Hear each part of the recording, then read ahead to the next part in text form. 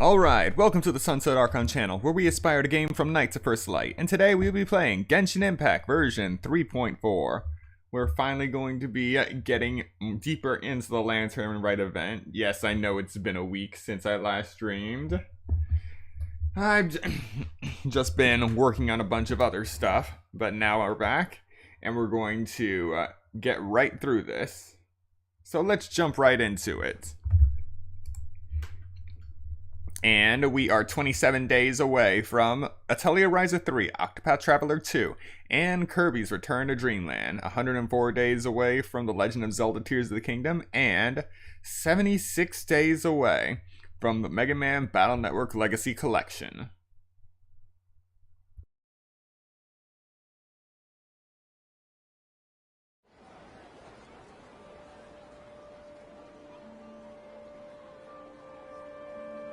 You think I've got a sharp tongue? I just tell it like it is. If someone can't handle it, maybe that's their problem.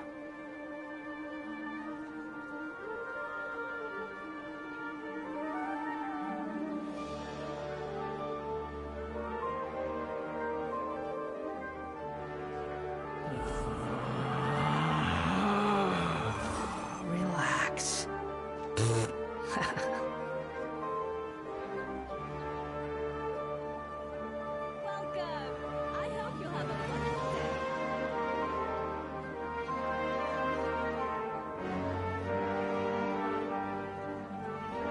There's no such thing as pure freedom in this world. Even the wind cannot blow on forever. Alright, sorry about that delay, just had to check my mic for a moment.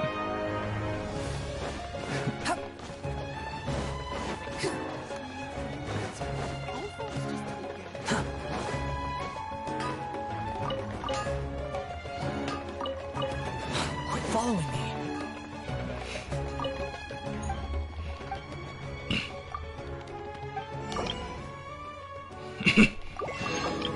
Alright, just gonna pick up this batch of horror fruit. Too slow.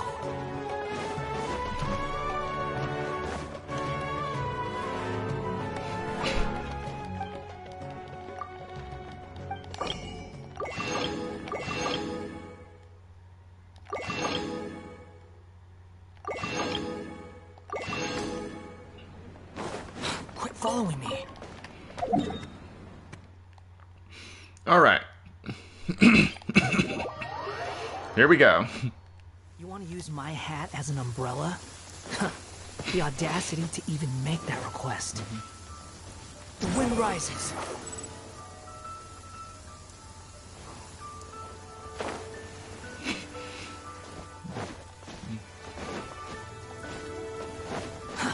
Too slow.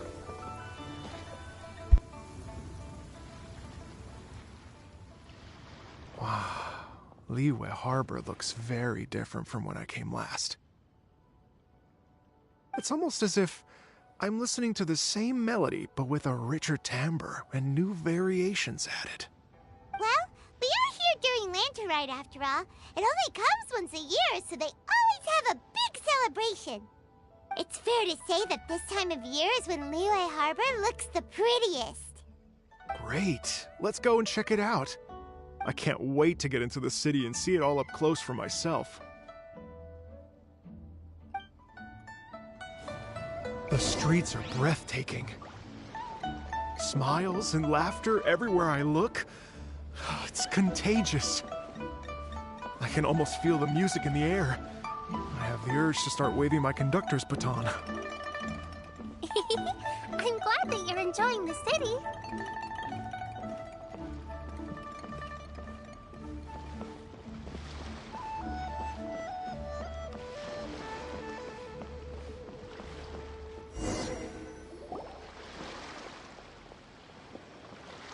Hey everyone!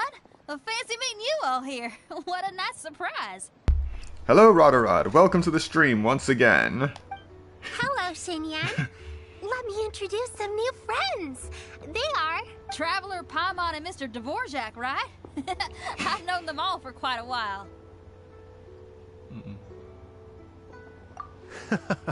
When I was last here to advertise a Liyue stop for the Iridescence Tour, Xinyan was one of the few people willing to give me the time of day. Well, feels like I've been chasing this Iridescence Tour bandwagon halfway around the world, but I keep getting stood up. What's going on, Mr. Dvorak? I'm so sorry, Xinyan. We've had a string of terrible luck recently, and every time we've tried to put on a show, something or other has come up to stop our plans from materializing. Is that right? I guess it can't be helped. So, what brings you to Liyue Harbor at this time of year anyway? Thinking of putting on a music festival during the Lantern Rite celebrations? A Lantern Rite music festival? Yes, please! No, I'm actually here on personal business this time. Oh, so no Lantern Rite music festival? I mean, that's not just up to me. Hosting a music festival takes a lot of funding and personnel. Moreover, I've never worked with the Liyue authorities before. Even if I were to start putting something together right now, I think it'd be too rushed. Wait, but we're going to meet the Liyue Qixing, aren't we? And they're the ones in charge. Uh-huh, that's right. Miss Keqing and Miss Ningguang can make anything happen. You mean... what? This is the perfect opportunity!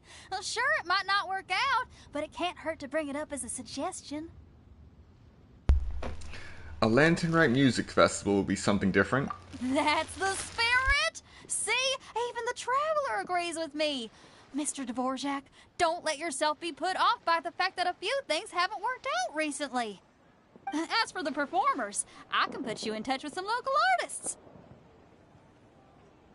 My friend Yunjin is a well-known opera singer in Liyue. With her support and a commissioned song from the Yunhan Opera Troupe, we should be able to get something going.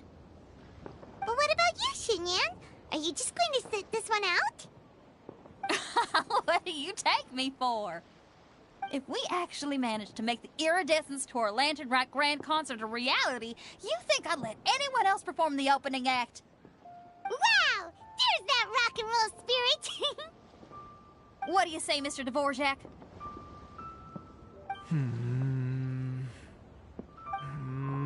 Okay. I'll give it a shot. But the opening act is not something to be chosen lightly, Xinyan. I will judge your work by the strictest of standards, so please make sure you are fully prepared. Are you kidding? I thought you'd never ask. Whew, guess my shopping time's getting cut short. I'm gonna head back right away and start working on this. Yao Yao, if you run into your senior on the way to the Qixing, please send her my regards. Okay, I promise I will. Good luck with your music, Xinyan. You've got this, Xinyan! So about the senior of yours Xinyan mentioned just now. Is that anyone we know? Interesting gadgets. Yes, All it's from my Xiangling. time. She's mentioned you two before. Xiangling's always thinking about cooking. Whenever she gets scrapes or burns, she just leaves them to heal by themselves. She definitely needs someone around her to look after her. I know you must have looked out for her a lot too in the time you've known her. So, thank you for that.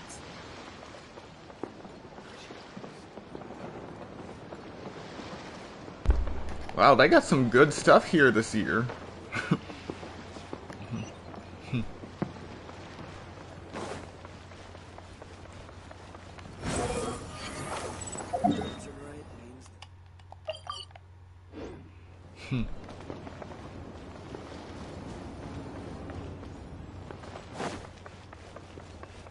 Behold!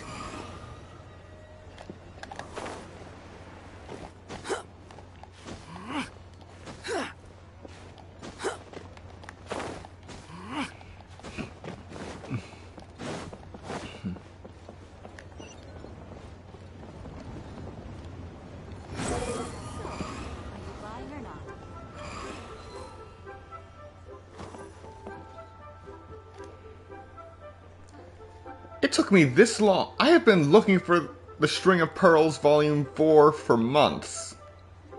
And Records of the Gallant Dust?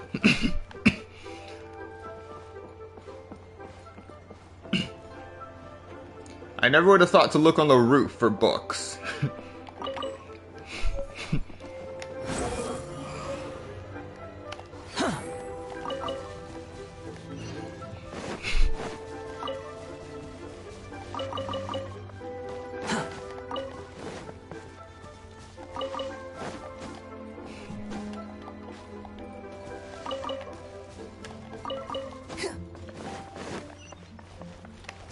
Fury.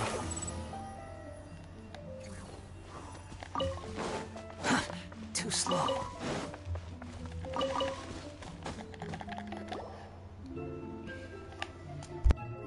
Oh, it's Master!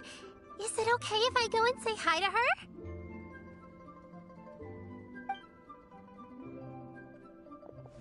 Oh, calm down now, dear. I'm not about to run off anywhere. I'm not a bundle of energy like you. I haven't seen you in days, Master! I've missed you. Oh, bless you, Yao Yao. You do say the sweetest things. Ah, look who it is. Visiting friends during the Lantern Rite, are we? You're half right, Madam Ping. We were also trying to help out Mr. Dvorak over here. We were on our way to take him to see the Qixing. Hello, ma'am. I am a musician from Fontaine and an organizer of the Iridescence Tour.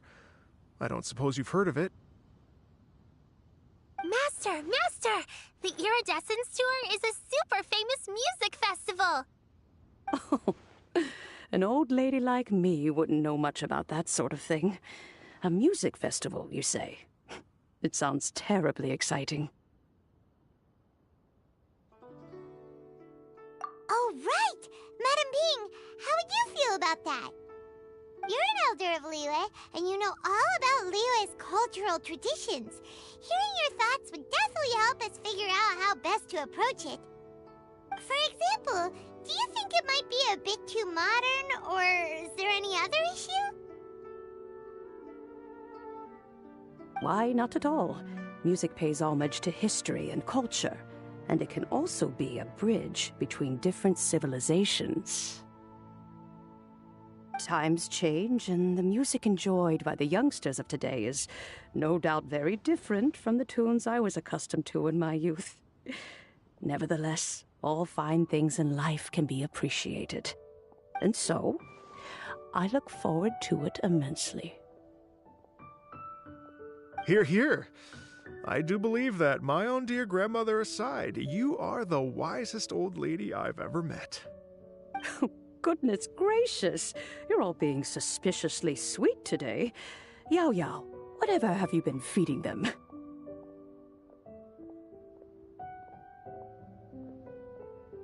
Master, you're in such a great mood today.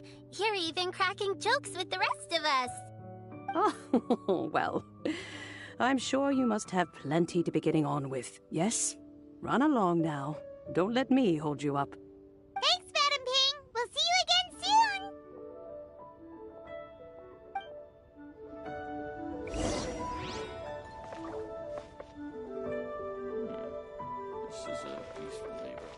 soon. Alright, time to find Ganyu. To Yujing Terrace. Behold!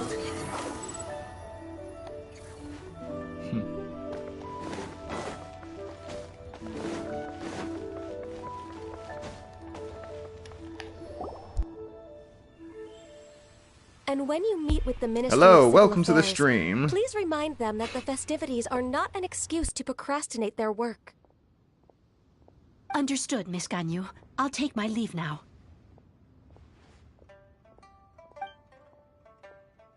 Ganyu! What brings you here, Yao Yao? I've brought all the medicine you asked me to pick for you. Oh, and here's a pack of sweet flower seeds as well.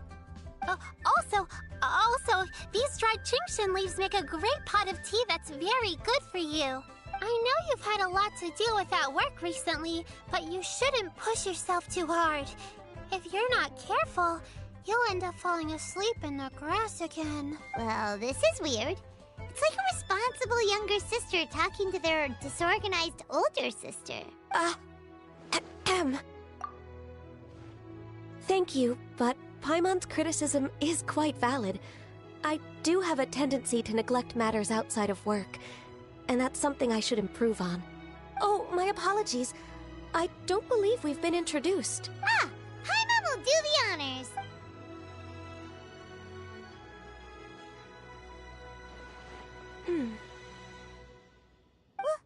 What's wrong? Did Paimon go over everything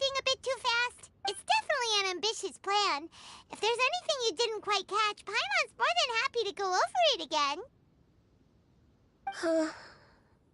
It may be a little difficult to make this happen. Oh? Well, the Lantern Rite is the most important festival of the year.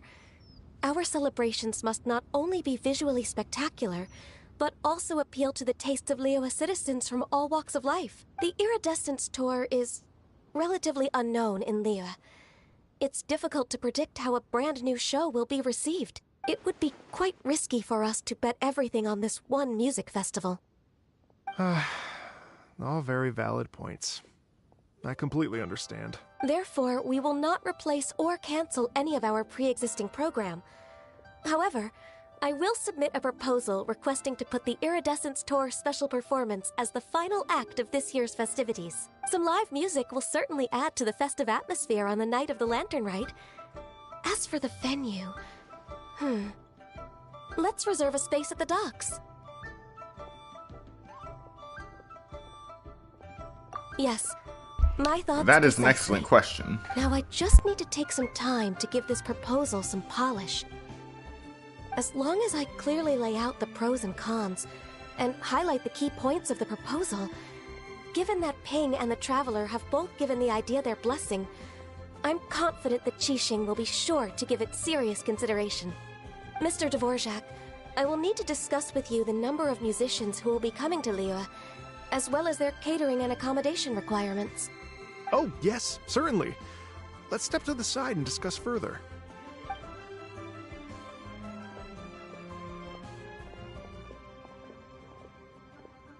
As soon as there's work to do, Ganyu's as diligent as ever. I couldn't agree more. Master once said that everyone has things that they are good at and things that they are less good at. So, with that in mind, Ganyu shouldn't feel compelled to become perfect at absolutely everything. I'm good at taking care of people, so that can be left to me. Wow. Hey, Yo-Yo, can you take care of Paimon too?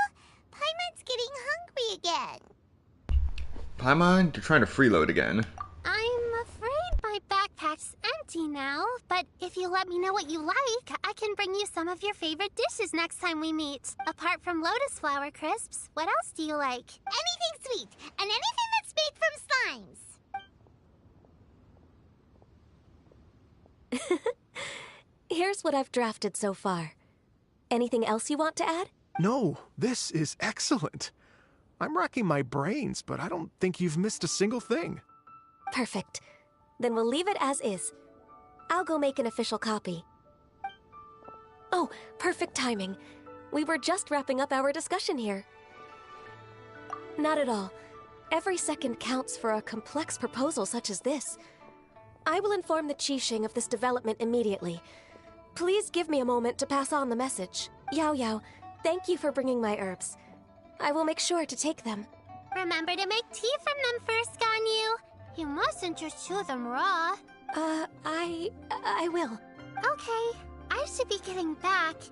If Yao-Yao stays out for too long, Mom and Dad will be worried. So everyone, I'm sure that the music festival will go off without a hitch, so don't worry. And in case I don't see you before, I wish you all a very happy Lantern Rite. Thank you, Yao Yao. Happy Lantern Rite to you, too. We should go get dinner together sometime!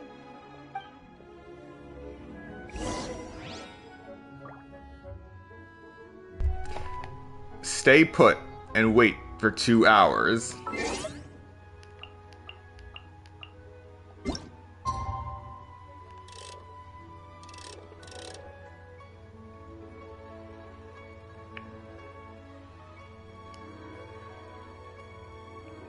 Perfection. Exactly 2 hours. You think I've got a sharp tongue? Greetings, Traveler, Paimon, and Mr. Dvorak. Call me Kuching. Ganyu has brought me up to speed on everything. I'll get straight to the point. The Qixing have approved Ganyu's proposal. Over the next few days, I will be working with Mr. Dvorak on behalf of the Qixing to facilitate the organization of this concert.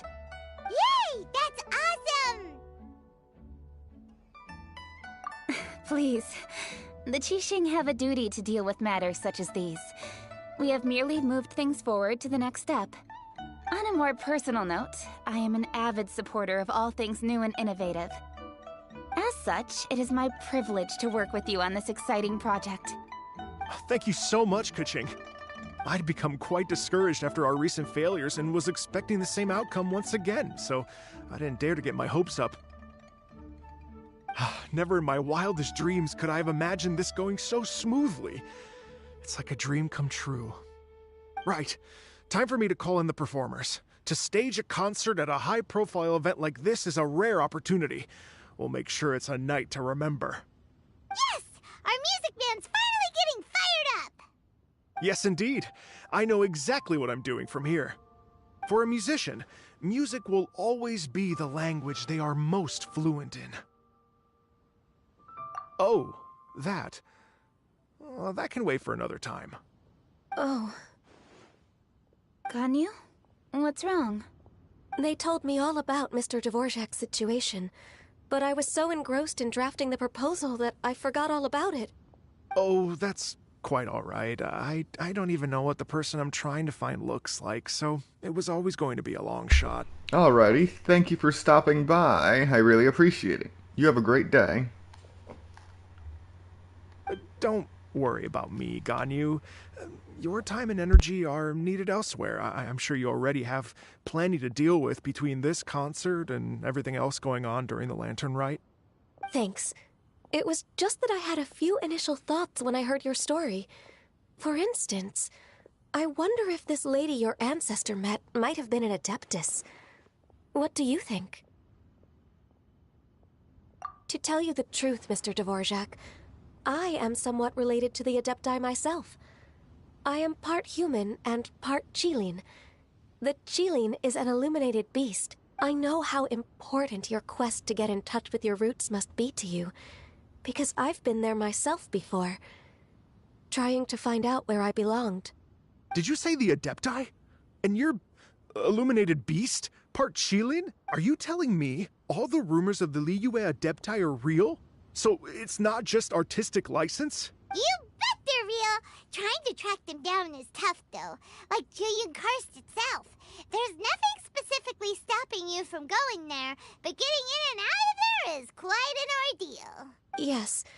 Anyway, if you're looking to uncover a lost melody or shine light on a forgotten aspect of Liyue's cultural history, I'm probably not the best person to ask. But if it's a person you're looking for, then I just might be able to help. I see. I think I understand the situation now. In that case, Ganyu, shall we divide the work between us? Yes, that was also my thought. Great. So Mr. Dvorak and I will concentrate on things here in the city to make sure the concert goes according to plan. In the meantime, Ganyu will reach out to our network and try to find the person he's looking for. How's your workload at the moment? Will you be able to make time? I can probably get through everything in 2 days, as long as I don't sleep. Wait, what do you mean as long as I don't sleep? Even for someone with illuminated beast blood in their veins, working for such an extended period without a break will take its toll on your health. Somehow that does not sound persuasive coming from Keqing. Be it but 3 moons from the start, he who returns is not he that departs. Even I know the importance of maintaining a healthy work-life balance. In that case, 3 days. All right, I can work with that. If you have the time, would you join me for this search? You're well known to many of the Adepti and respected among the people. I'll feel much more at ease with your company. Oh wow, and whoever the third person was, thank you for the additional like. I really appreciate it. Okay, then let's meet back here in 3 days. Watch this space, Mr. Dvorak. We'll get to the bottom of this. You're all so helpful and kind. I just... Just think. Imagine if we found the Adeptus lady, or one of her descendants, and got them to come to the performance. Wouldn't that be amazing? It'd be such a happy reunion. And that's exactly what this festival's all about. You're right. Okay, I'm gonna pull out all the stops to make this Lantern Rite a true extravaganza. We should probably get going. Mr. Dvorak, could you come with me to confirm the site? Ooh, we're coming too! I was wondering, what are your thoughts on music? What does it mean to you? Music sounds nice? Truth be told, the question of what music means to people is one that I've been pondering for quite some time. Let's revisit this question after the concert. Okay, didn't expect to fall into water there. The wind rises.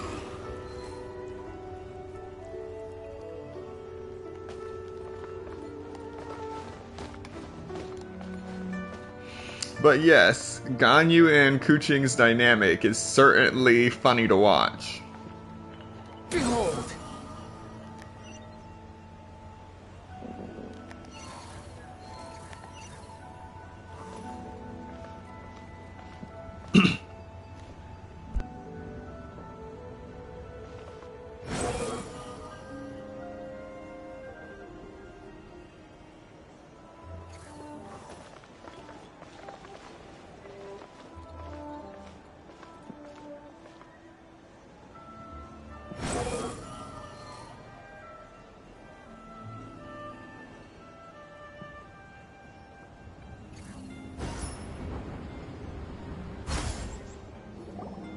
Lady Yuhang? Baiwen, what is it? Per Lady Ningguang's orders, I've been gathering intelligence outside of the city with the goal of uncovering and dispatching any trouble ahead of the festival. I am told that a strange melody was heard somewhere along the coast.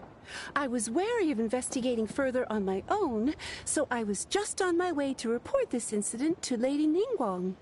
But I'm worried that if we don't act right away, we may miss the window of opportunity to take appropriate action. I understand. In that case, Yeah, Kuching, you're busy enough as it is.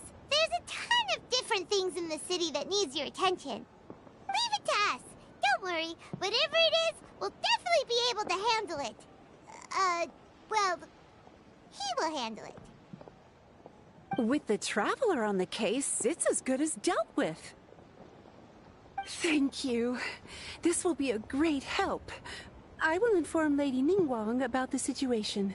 Once it's resolved, please come and find me again at Yujing Terrace and let me know. Will do! And say hi to Ningguang for us! you have my thanks too. Stay safe and come back as soon as you're finished. Good luck.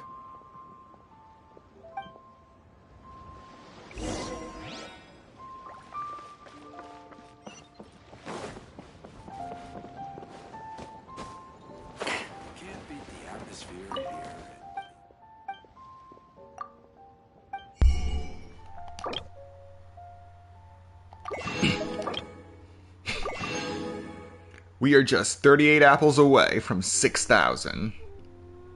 After that, only 3,999 to go before we reach the maximum. And then we work to go beyond the limit.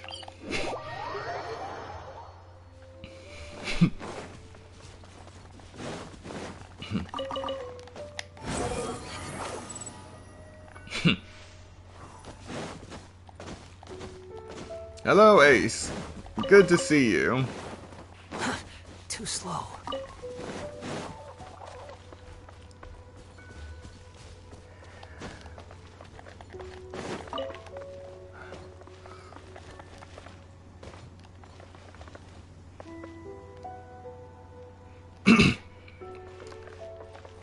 That second lizard is always an inconsistency. Sometimes it appears, sometimes it doesn't.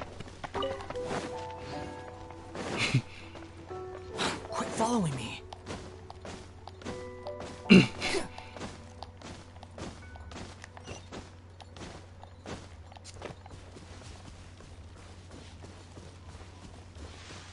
And who are we gonna find here? strange tune was coming from around here, right?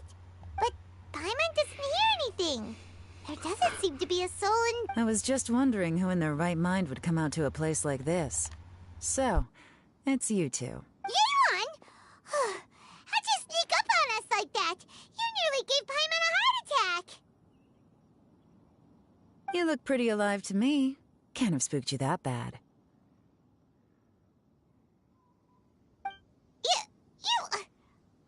Fair enough. Ah, you're here for that too? Saves me a bit of explaining.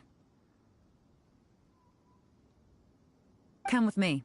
I've already reconned the perimeter, so we should be safe.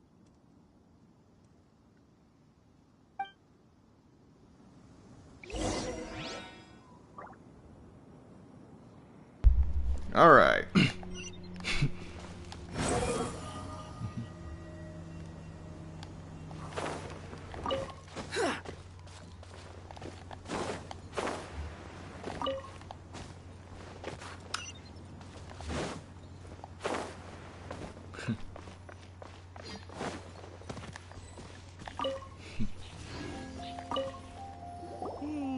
The stuff by the door is in pretty good condition, though.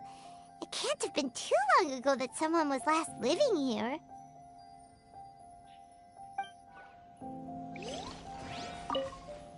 This place is completely empty. There's nothing valuable left here at all.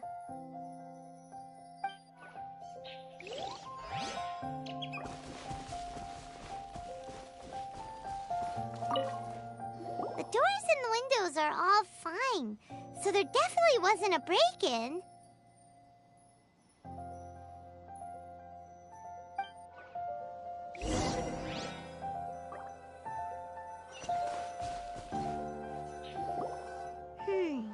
How strange. It looks like it's been looted, except for the fact that there's no sign of a struggle.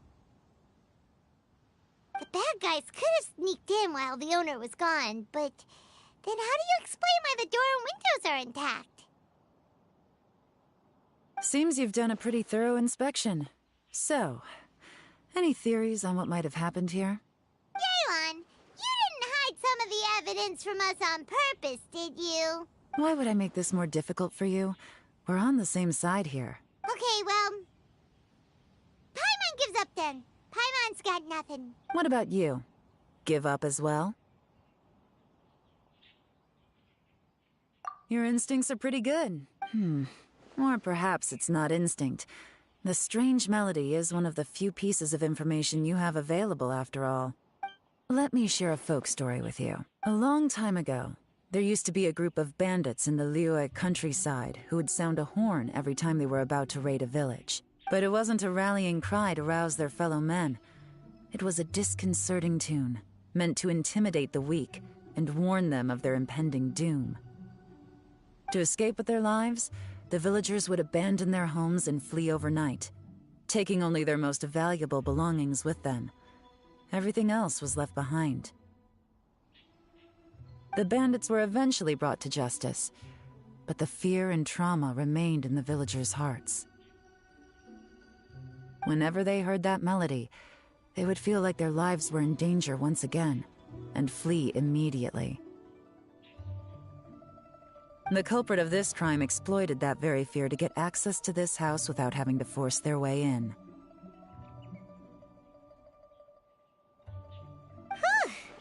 That's quite the story. The victims obviously will have gotten quite a fright, but at least they won't be in any great danger. The important thing now is to find this copycat criminal. On any other day, that'd probably be a good idea. Unfortunately, it's not gonna work today. Take a look around and you'll see what I mean. This criminal is clearly well-versed both in using music to commit crimes and in making a clean getaway. Not only did they stay off the muddy road to avoid leaving footprints, it looks like they were also careful not to bring any gadgets with so much as a trace of elemental energy. Evidently, they were intent on keeping even the most experienced investigators off their trail. Unfortunately for them, I'm one of the best trackers in the business. They're not about to get away with their little scheme on my watch. So basically, If we want to find the culprit, we just need to follow Yelan.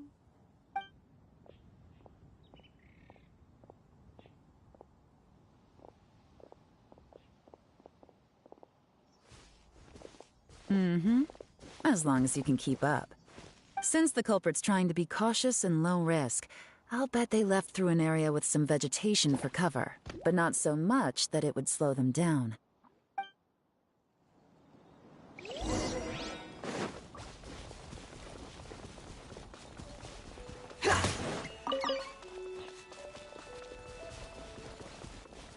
Here, look at this. If I can keep up. These tracks are superficial, but they definitely didn't occur naturally. Something heavy was being dragged this way, meaning we're headed in the right direction.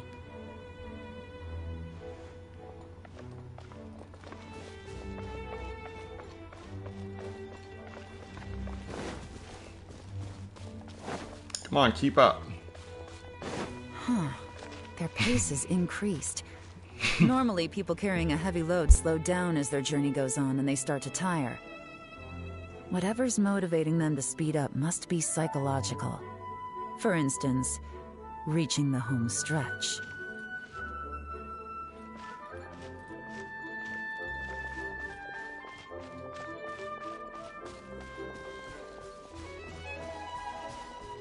Squall Fury!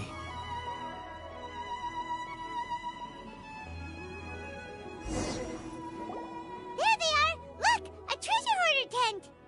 Ugh, not the treasure hoarders again! And so close to Lantern Rite, too! 'Tis not the season for their antics! Come on, let's round them up.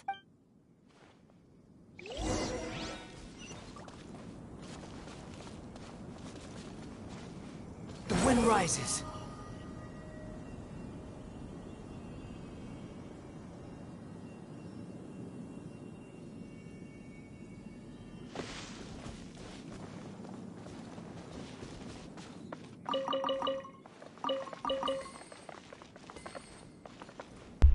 Just gonna loot the treasure hoarders first.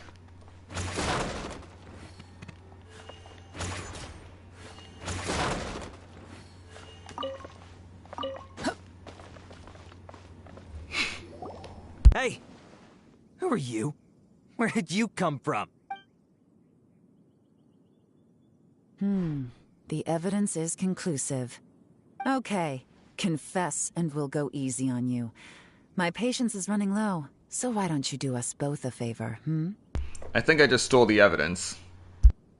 You kidding me? You think I'm scared of you? Perhaps not, but you should be. Take it easy. Gotcha. Curses. Seems like you're not all talk after all. There's no going back now. Better up my game.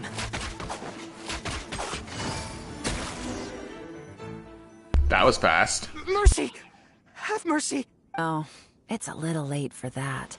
I've come this far, I might as well finish the job. I surrender! I surrender, please! I'll do whatever you say. Please have mercy. Tell us everything. You have one chance, and I'm warning you. Don't make me ask twice. I won't, I swear. You know, so Lantern Rite's nearly here, and like a lot of people, I wanted to buy a few nice things. I know I'm with the treasure hoarders and everything, but I don't really have any kind of experience with robbing people and whatnot. So I don't have the guts to break into somebody's house.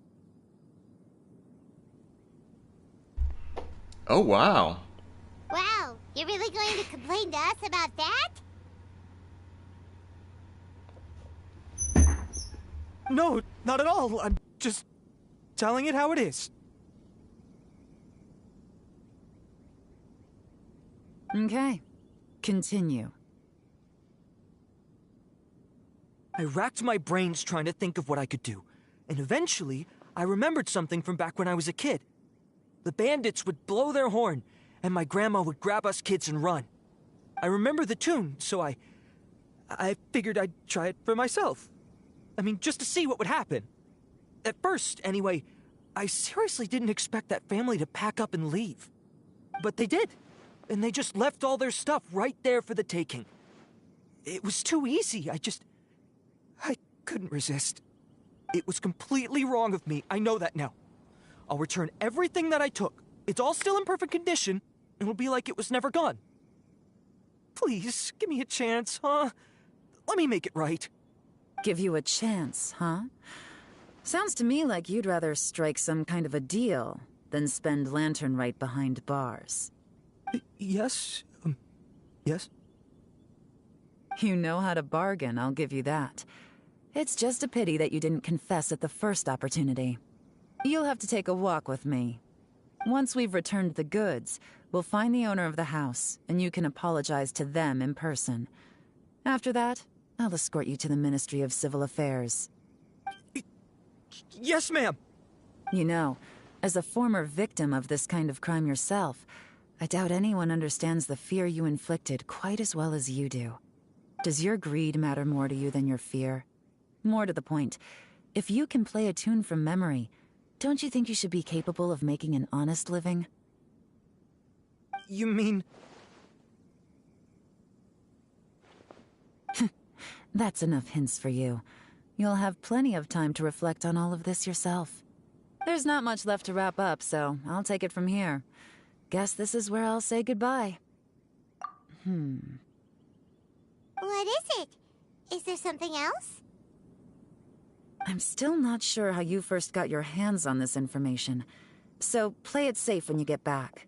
Don't mention to anyone that you ran into me out here. You helped a lot with the investigation and arrest anyway, so it's perfectly fair for you to get all the credit. Just take it. It works better for me, too. See you when I see you, and happy Lantern Rite. Yeon's such a pro at this. With her taking it from here, it's as good as resolved. Whoosh! Random event, a strange melody, complete! Although, it's kind of a shame that we never got that treasure hoarder guy to play the melody again.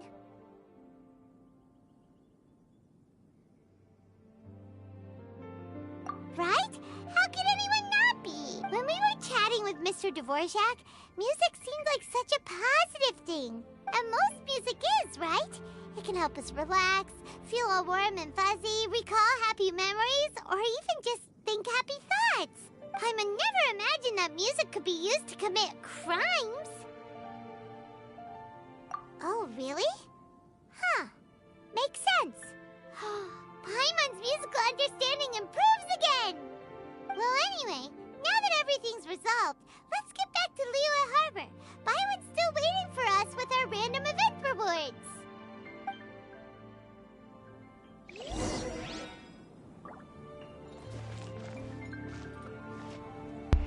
Oh wow, would you look at this?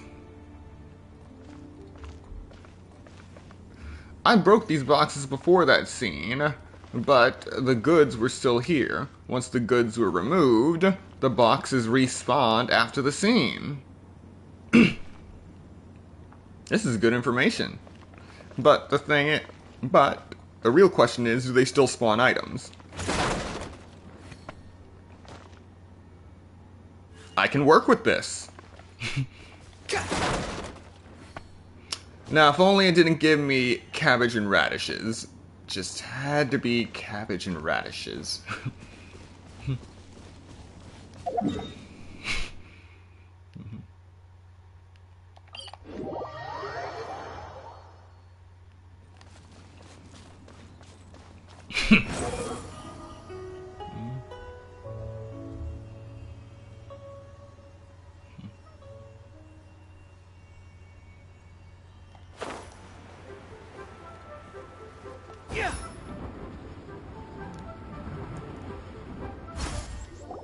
Byron, we're back!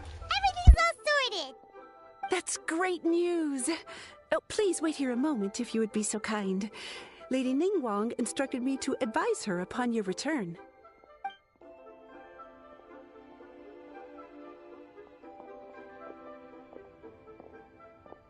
My greetings to both of you. Long time no see. No need to be so formal with us, Ningguang. We've known each other for a long time now. You must be super busy with with all the preparations for Lantern Rite. Don't mind us.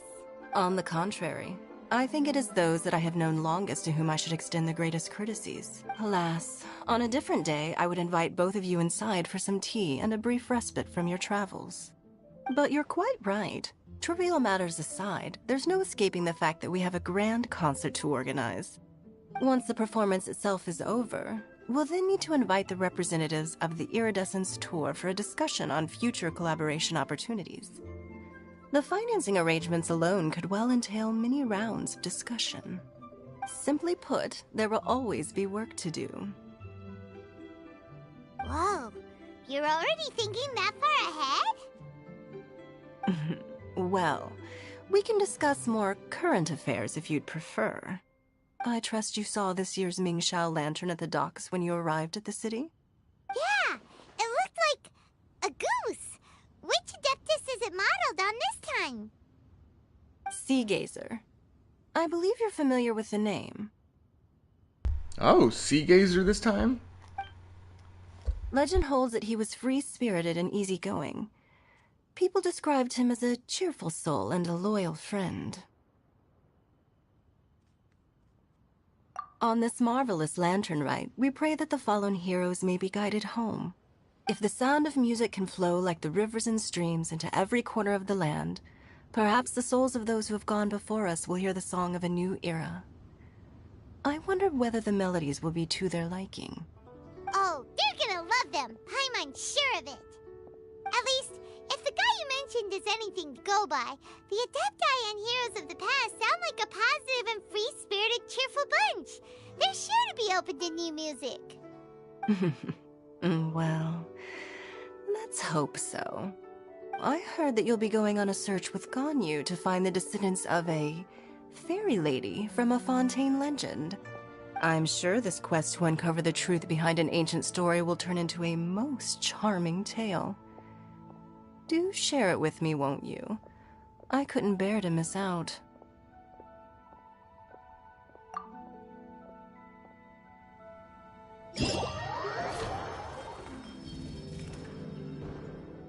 Alright, we're finally getting into the event. Radiant Sparks, Paper Theater, Vigilance at Sea, and Behind the Scenes.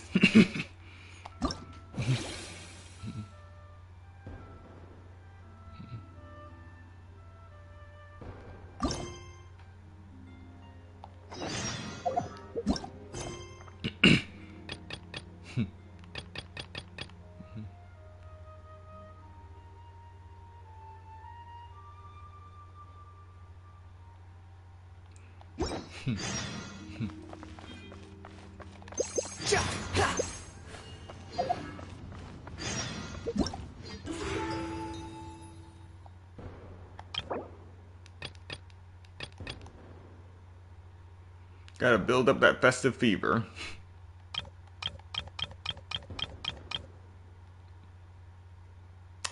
Only interested in Yao Yao for this.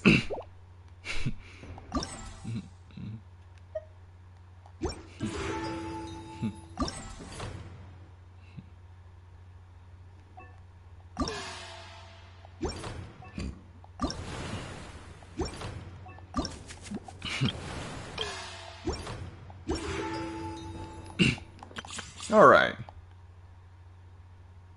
So before we get into that, let's give Alhatham's trial a go. Let's see.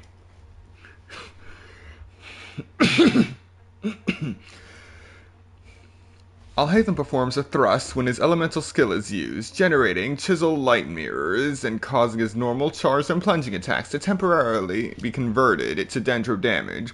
When chisel light mirrors are present, these attacks will also activate projection attacks when they hit opponents, with the power of said projection attacks being determined by the number of mirrors present. Alhatham's elemental burst will deal multiple instances of dendro damage to opponents in quick succession.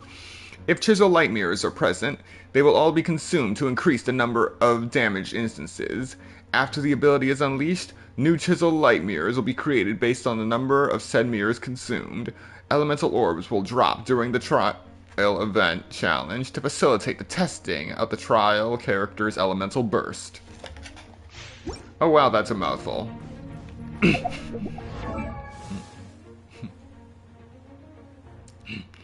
Okay. Level 80. Around 19,000 HP. 1,285 attack. 800 defense. Around close to 400 in elemental mastery. And after 2 years of playing this game, we still have the same 240 stamina bar.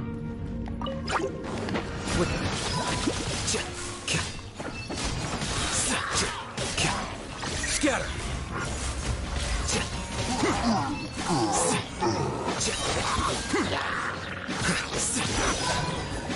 As you wish, main Fräulein. No rest for the wicked.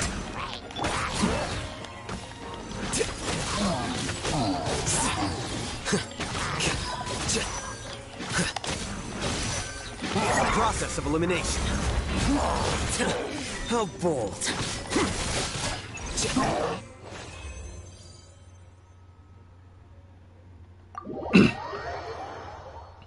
Okay. I really think I can make Alhaitham work.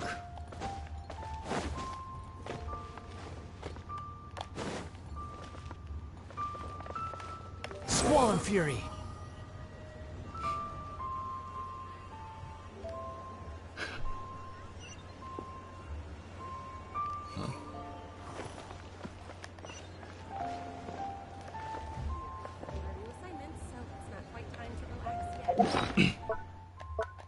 I heard something. Okay. You know, I always think I've picked Liyue clean. But then I hear something like a chest that hasn't been picked up. So I just have to double check.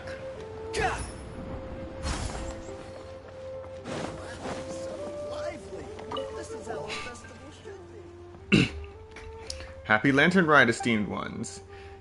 You guys have been having fun? How about going on a special adventure? Well, you called us esteemed ones.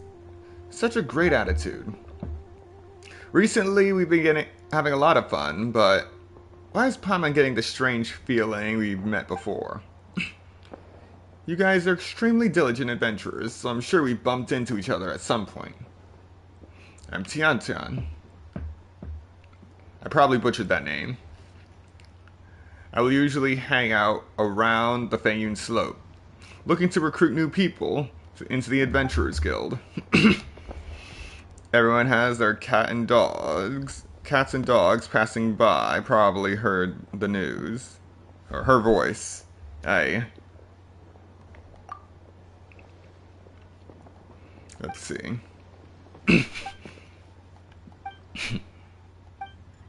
Recently, I came across a new novel at the Wanwen bookstore. No, that's not it. Rather, I gathered some new information. I've noticed that people's expectations for adventures are rising, and activities such as climbing and wind gliding are not as exciting as they used to be. No, really? I never would have guessed, considering all of the four-leaf sigils in Sumeru. In order to get more people to join the Adventurers Guild, we need to come up with more novel and exciting approaches. So I teamed up with a couple of other recruiters, pooled together our resources, consulted a few expert mountain climbers and fireworks craftsmen, and designed a new racing challenge.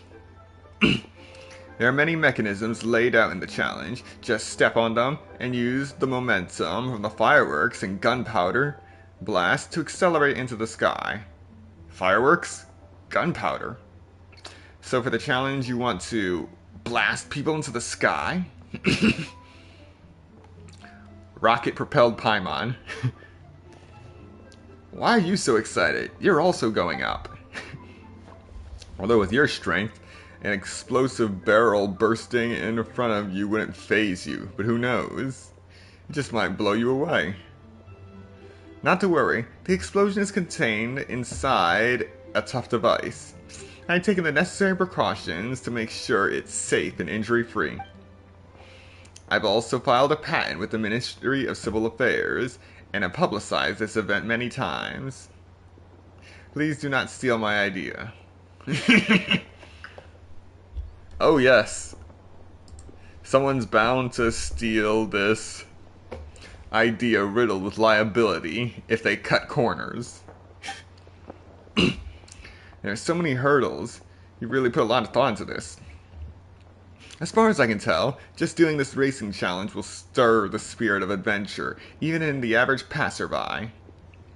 Esteemed ones, your reputation precedes you. If you guys take point on this racing challenge, you'll be sure to attract a lot of people. I've also prepared a great reward for the challenge. It'll be sure to encourage more people to join the Adventurers Guild. Okay, firework and gunpowder race. Let's go. Oh boy, time for Paimon and me to get blown sky high. Hey, Paimon sees you laughing. As she said, it's perfectly safe. Don't you want to give it a try? Then it's a deal. Without further ado, please give it a whirl. There are a lot of tracks for you to try. I'm sure you'll have a good time with them. And I'll get a couple of months worth of results. It's a win-win. Alright.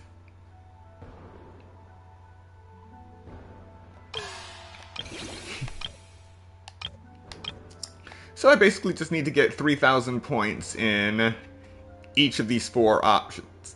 And looks like everything is unlocked, so we'll be able to get through everything right away. And we are 1 hour into the stream. Cutscenes take up a lot of time.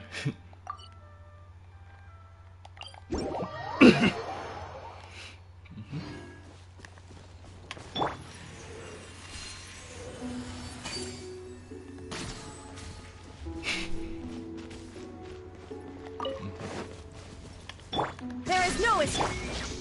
Enshroud.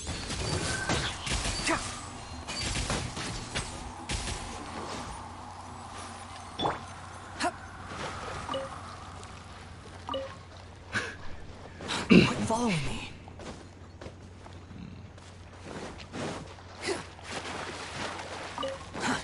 The wind rises.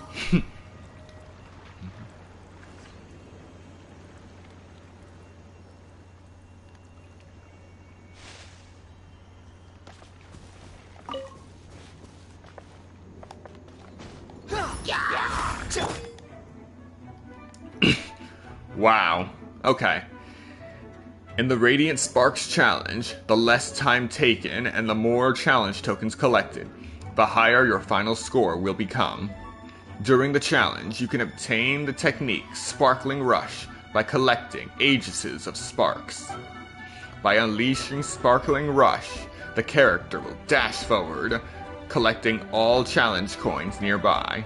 Additionally, Sparkling Rush can pierce through the barriers of obstruction fruits. Approach firework fruits to rapidly leap into the air using the fireworks power. Your wind glider will automatically deploy upon reaching the highest point. Shine down! One with the forest. Now that that's out of the way.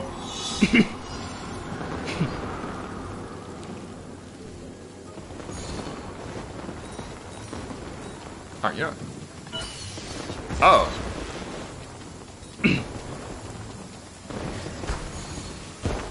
You want to use my hat as an umbrella?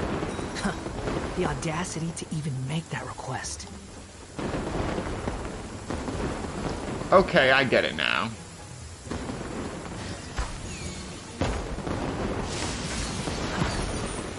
How irritating.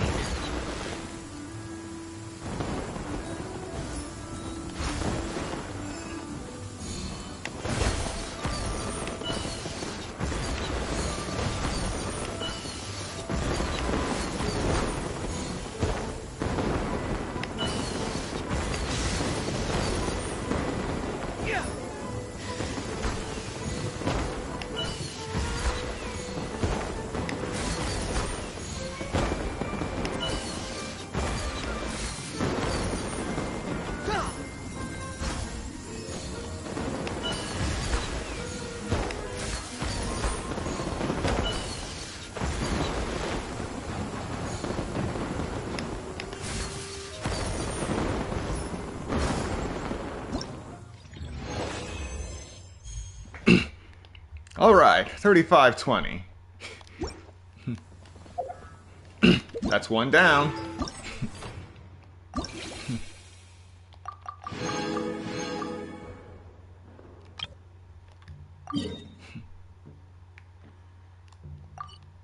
What the?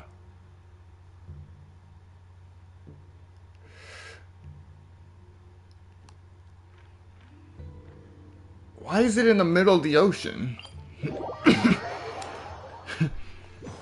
I mean, if it's there, it's probably in shallow water, but still. There is no escape. Enshroud. God. Let's nip that in the bud. Keep up.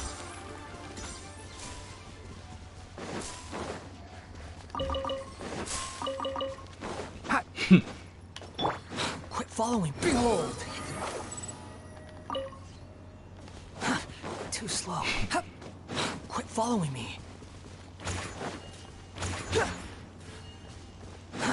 Too slow.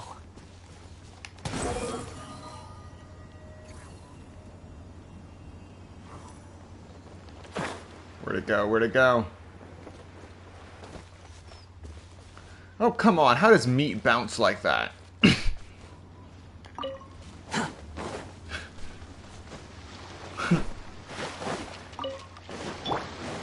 Illusion shattered.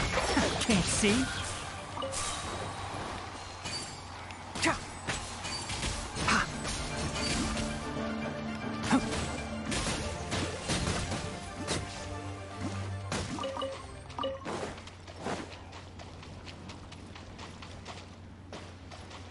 All right. Here we go.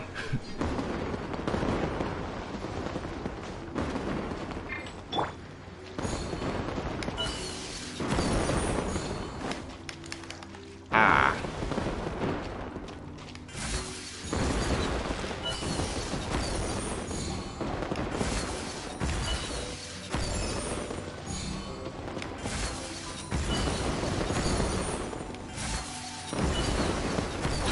Following me.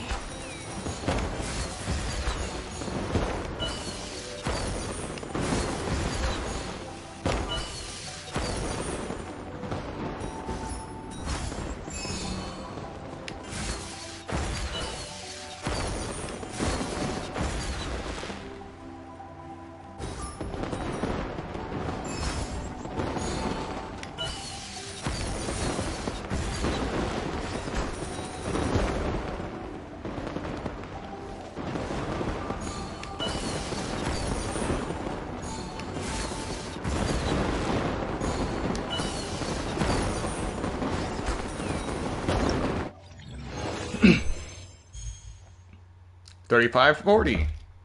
20 points up.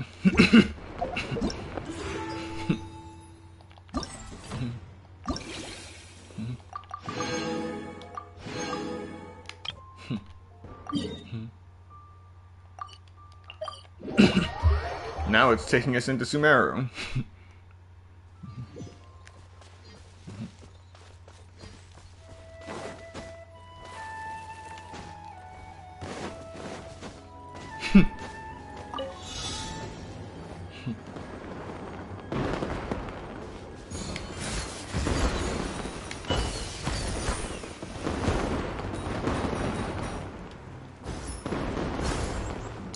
What? No! Falling into the abyss.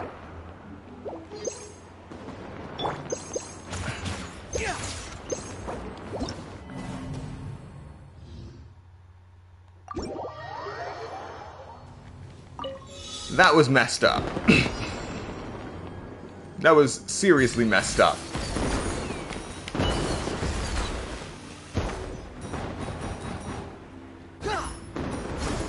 Okay.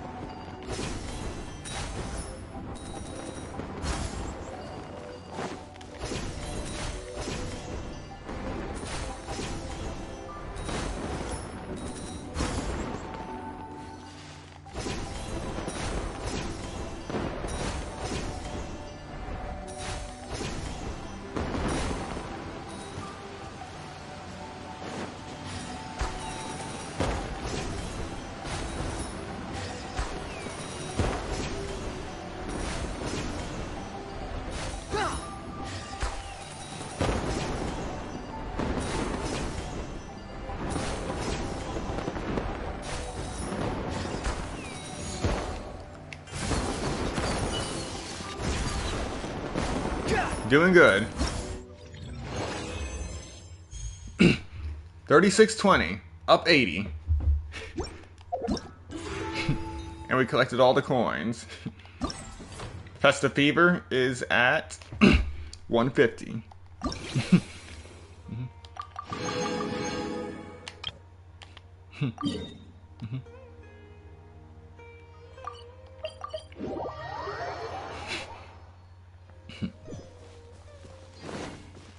Squall and Fury. Traveling all over Mondstadt at this point.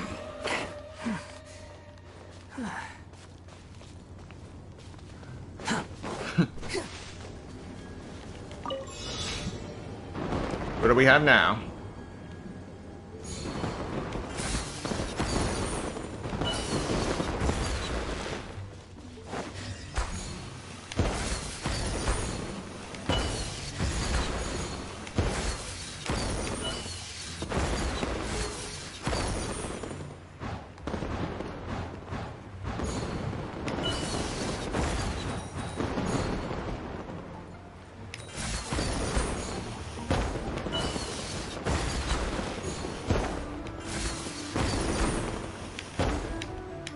Come on. Okay.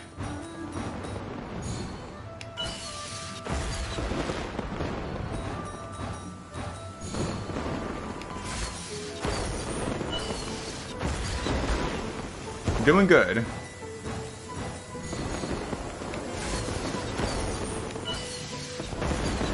You want to use my hat as an umbrella? The audacity to even make that request.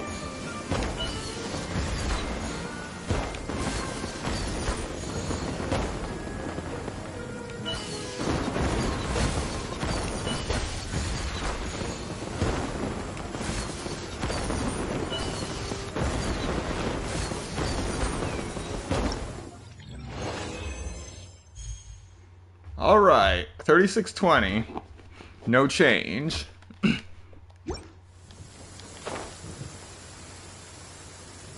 Yeah.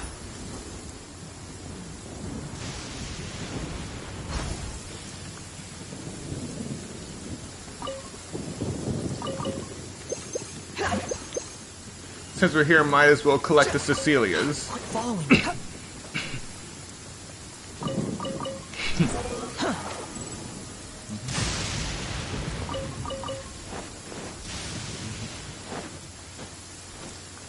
The wind rises.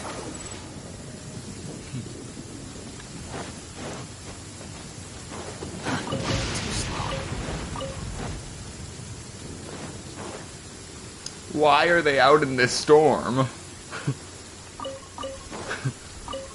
And why is their bodyguard doing nothing?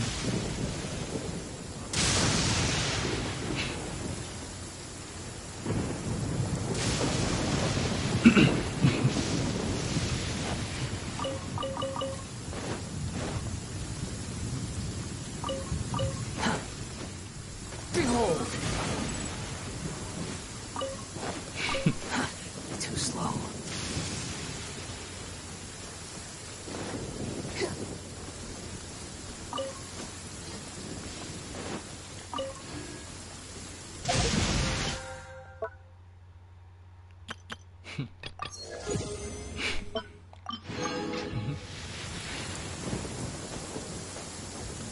Quit following me.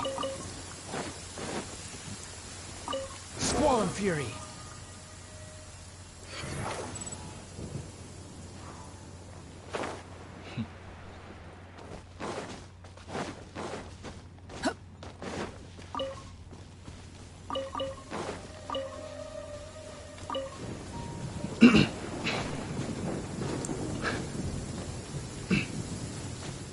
I still remember, this was my first encounter with a Ruin Guard in the Thousand Wind Temple.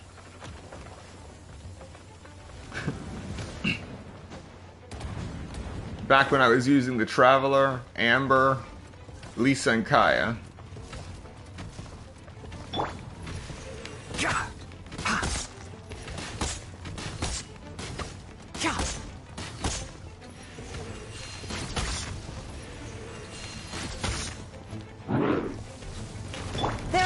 escape! Enshroud! Behold!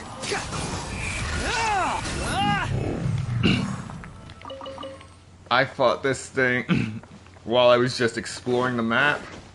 I was severely underleveled. I just kept attacking and running, attacking and running. It took me a few times, but I finally killed it.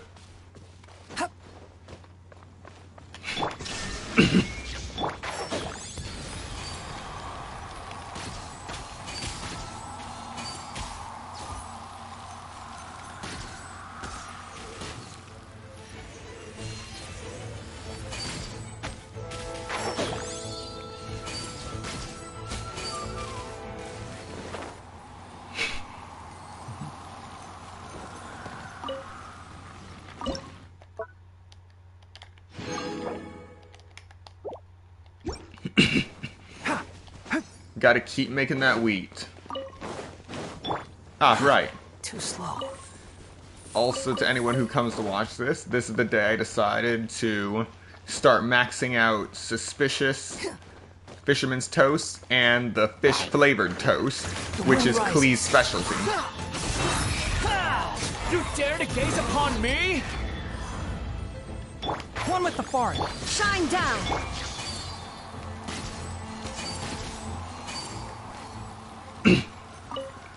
And how exactly am I going to do that when I've already maxed out normal Fisherman's Toast and Delicious Fisherman's Toast? Well, I'm going to eat a bunch of Delicious Fisherman's Toast. You get a chance to make the fish-flavored toast with Klee whenever you cook Swollen Fury. Fisherman's Toast perfectly. And you can get Suspicious Fisherman's Toast whenever you cook Fisherman's Toast perfectly with Ayato or Hutao. So I'm just gonna keep eating delicious Fisherman's Toast to open up space, and then cooking more Fisherman's Toast. Slowly building up both of those counts until, inevitably, I will have maxed out all 4 slots. Granted, this isn't a strategy I can use for stamina dishes because of the cooldown. That's just impractical. And also an extreme waste of resources. Enshroud! Keep up. Nothing. Oh well.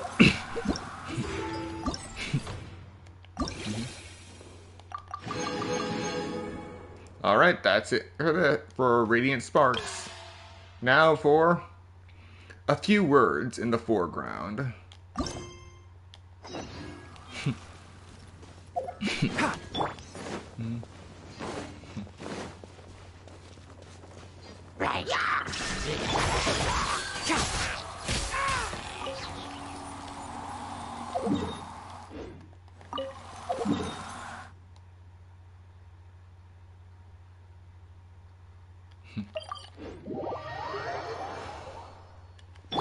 The wind rises.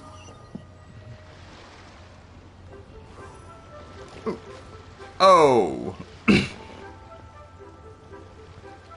I avoided fall damage by inches.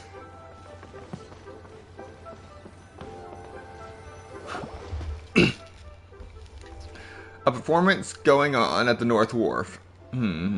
This notice is so vague, it doesn't say what the show is or who's going to perform in it. Ham wonders where the location is, but if we can't find it, we could always ask people on the street. There's a lot of people here. Ah, Paimon sees it. Whoa, so many people are gathered here. Maybe just for the show.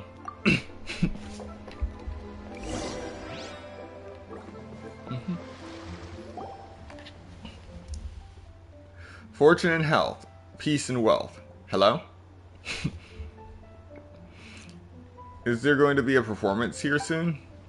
Yes, there's going to be a paper play. Are you guys here for it too? So the opera is called Paper Play? No, paper plays and Liyue operas are not the same thing. Alright, show's about to begin. Be quiet or it'll affect the performance. Sorry. As for the paper play, you'll know it when you see it.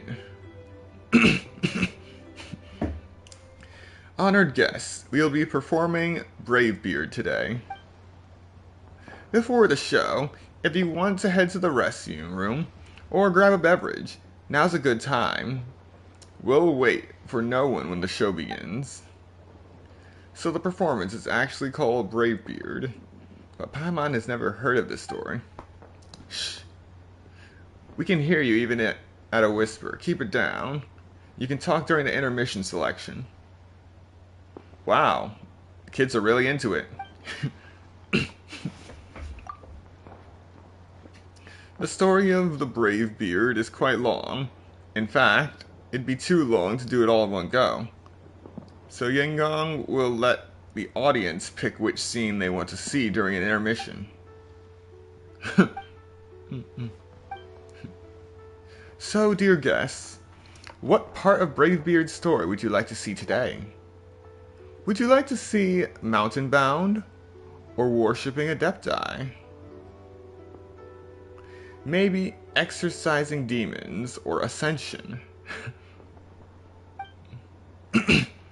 As long as you can name it, I can perform it.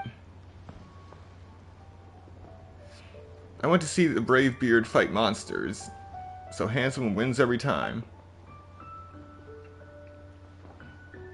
You've seen Worshipping Adepti and Exorcising Demons so many times already. Haven't you gotten tired of it? I want to see the part where Bravebeard goes home to see his sister. The Bravebeard has a sister?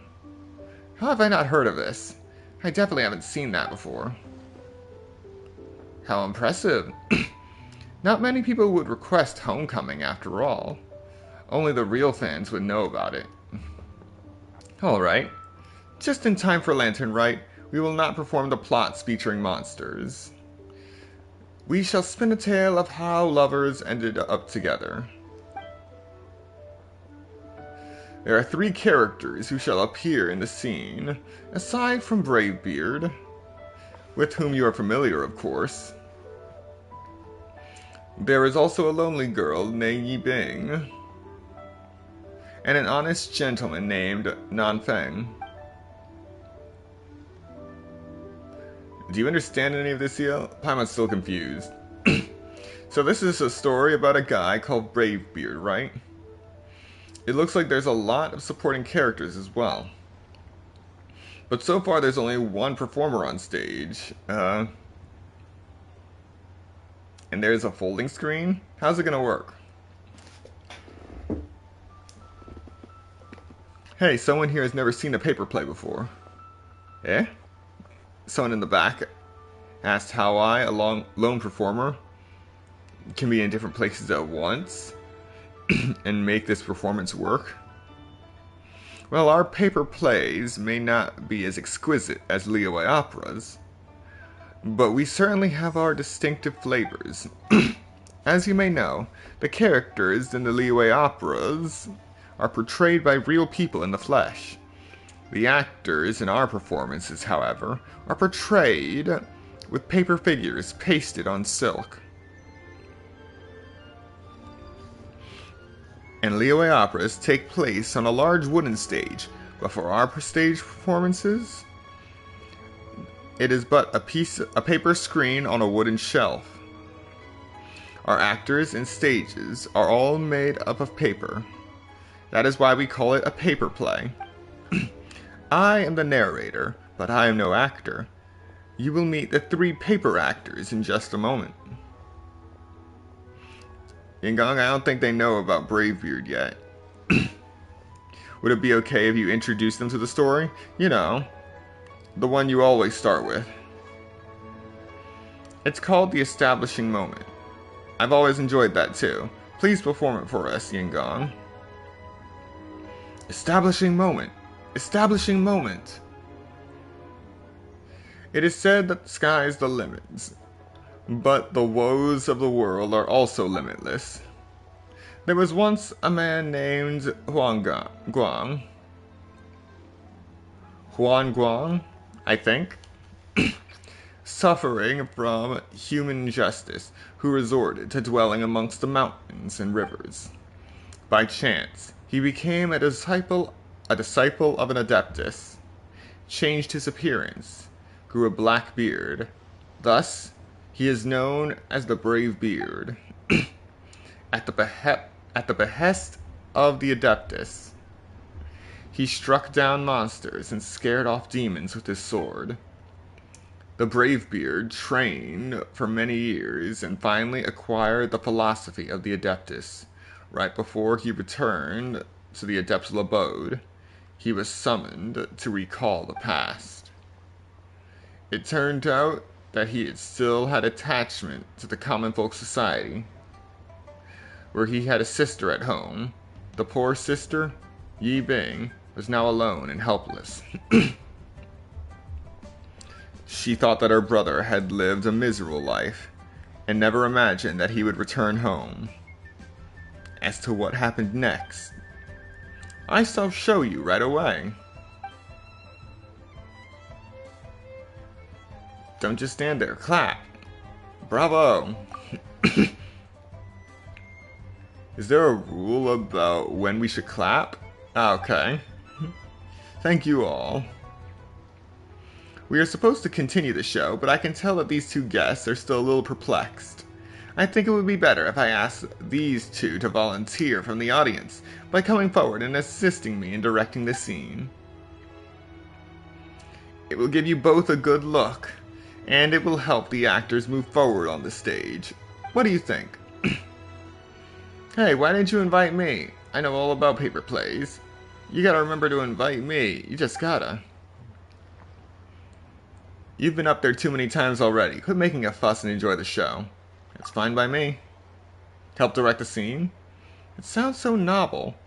It's also fine by Paimon. Then I shall ask you two to prepare. As soon as you two are in position, the performance will begin. Looks like it's about time for us to meet up with Ganyu. Let's head to Eugene Terrace. Okay. So this play seems like it's going to take a long time, so we're going to come back to it since our time is finite.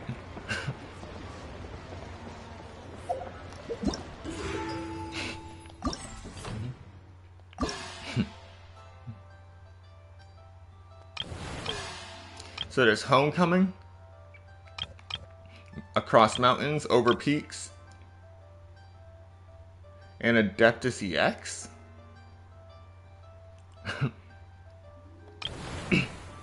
We still have Vigilance at sea.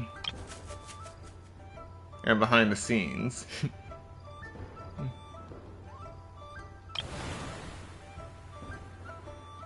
Is it just me, or is there a lot more detail in these scenes compared to when I first got access to this menu?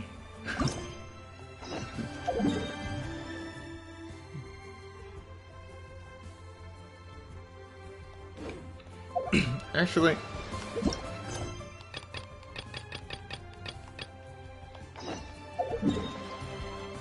we'll start by going back to Eugene Terrace.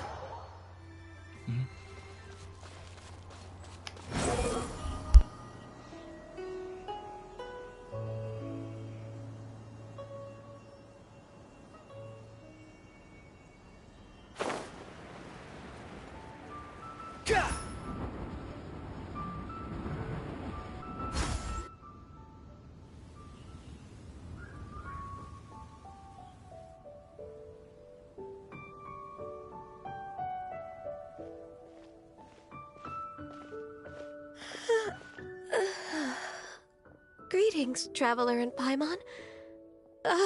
What time is it? Are you okay, Ganyu? You were nodding off there. Didn't you sleep well last night? I'm fine. Don't worry about me. Let's discuss the matter at hand. Since last time, I've been thinking a lot about the story Paimon told me. In essence, someone rescued a drowning man and performed some music. If that were all there was to it, it could have been many people. human or Adeptus.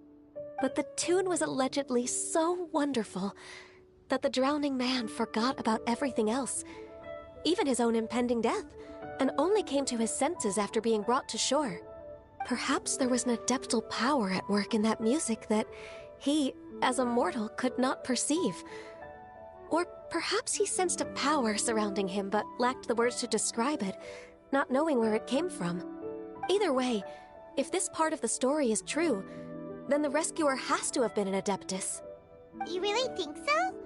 But this story is all the way from Fontaine. Isn't this a bit of a long shot? Also, Paimon's really curious about how people from Fontaine think this fairy lady looked. Ooh, like a crystal fly's wings? That would be pretty cool. But Paimon definitely can't imagine any of the Adepti looking like that. Actually, Ganyu, if you had to save a drowning person, how would you go about it? Huh? Me? Well, I'd get them to the shore, and then I'd probably hide behind a tree and watch them for a while. Once I was sure that they were going to be okay, I'd slip away without a sound. Got it. So basically, Ganyu's the type of person who doesn't like taking credit for her good deeds. No, it's not like that. I'm just not very good at explaining things. And I also find it really awkward accepting other people's gratitude. Well, what if this Adeptus in the story had a similar attitude? That would explain why she just left without saying a word. She was probably thinking something like, one was merely passing by and saw fit to address this egregious disruption to one's graceful zithering at once. You may keep your thanks to yourself. That was actually a very good impression of Cloud Retainer, Paimon. As far as I'm aware, Cloud Retainer isn't the most musically gifted. Still, we can't completely rule her out just yet. If we set off now, we could head to Mount Outsung and ask her about it. You'll be able to confirm either way if it's her, and I can, I've been in Lea Harbor for so long now that I'm just not as familiar with the Adepti anymore. If there's anything we want to know about them, she's the best person to ask. Sounds great! And we're pretty close with Cloud Retainer by now, so we probably don't even need to bring her food this time, right? I've prepared a gift for her to mark the festival, just in case. However, Cloud Retainer spends most of her days studying mechanisms in her abode. She's on her own so much of the time that the moment she has someone to chat with, she just... Never mind. I promised I'd help Mr. Dvorak, and now that I've made the contract, I can't be having second thoughts. Traveler, Paimon, let's set off for Cloud Retainer's abode. Seems like this is a tough decision for Ganyu, but she's made up her mind now. Paimon gets why she'd be so anxious. Okay, how about this? If Cloud Retainer tries to start telling stories about her again this year, we should pipe up and change the topic. Wait, did she leave already? Hey, Ganyu, wait up!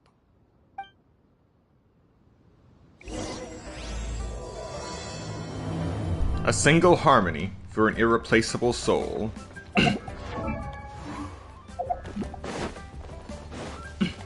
Squall Fury! Time for this year's fill of embarrassing Ganyu stories.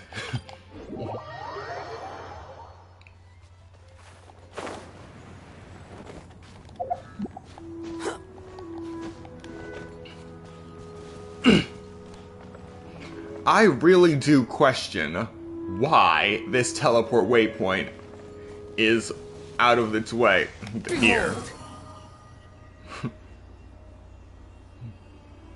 Huh?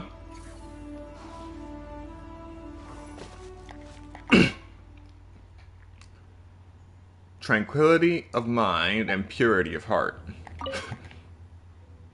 The free Adeptus, the unfettered, performs no action and sets no rule. Their presence is beyond mere mortals, Huh. Squall and Fury.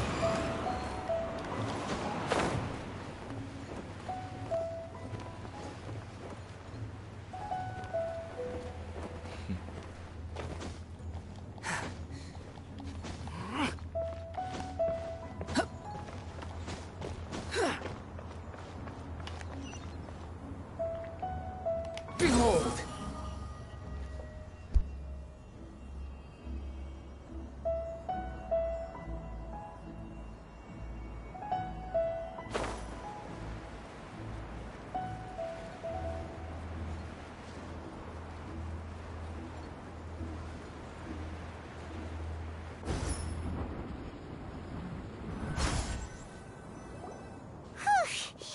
Paimon's so tired from trying to keep up. Don't either of you need to take any breaks? I can't believe it. Cloud Retainer is not here. Huh? Did we miss her? She doesn't like to travel, so in the past, it's always been the other Adepti who come to visit her during the festivals. True. Now that I think about it, Cloud Retainer would be quite capable of taking care of anything on her own. There's no need to worry about her. Since she's not here, I guess the next step is to check all the other Adepti abodes, one by one. Uh-oh. Will it involve a lot more traveling? Got it! Paimon has a great idea! Please go on, Paimon. Our goal here is to find the Adeptus that helped Dvorak's ancestor, right? We can't hear any music right now, but if she's really as nice as the story suggests, she'd definitely come to help anyone who was drowning, right? Yes, I think that's fair to say. So, all we have to do is get the Traveler to pretend to fall into the water, and the Adeptus will come to the rescue! If you're so sure, why don't you try? You know perfectly well that Paimon can't swim! Paimon would sink like a rock! I just think this is a bad idea. Just trust Paimon! The water's pretty deep over there. Quick, swim to the very center! Yeah, this is a bad idea.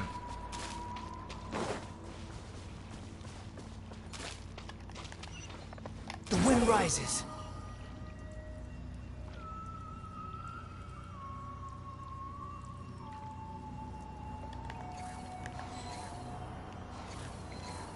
Help!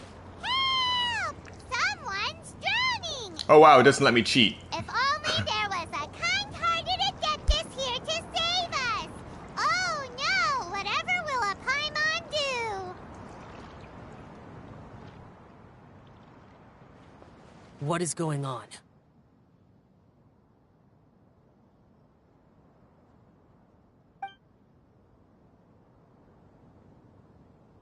How do you feel right now? Shenhe!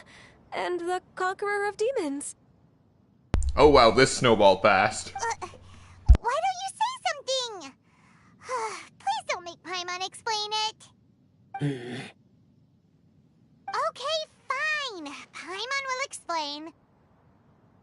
We're looking for an Adeptus who's good at being a lifeguard and playing music. But if the Adepti aren't gonna stay home, then how are we supposed to find them?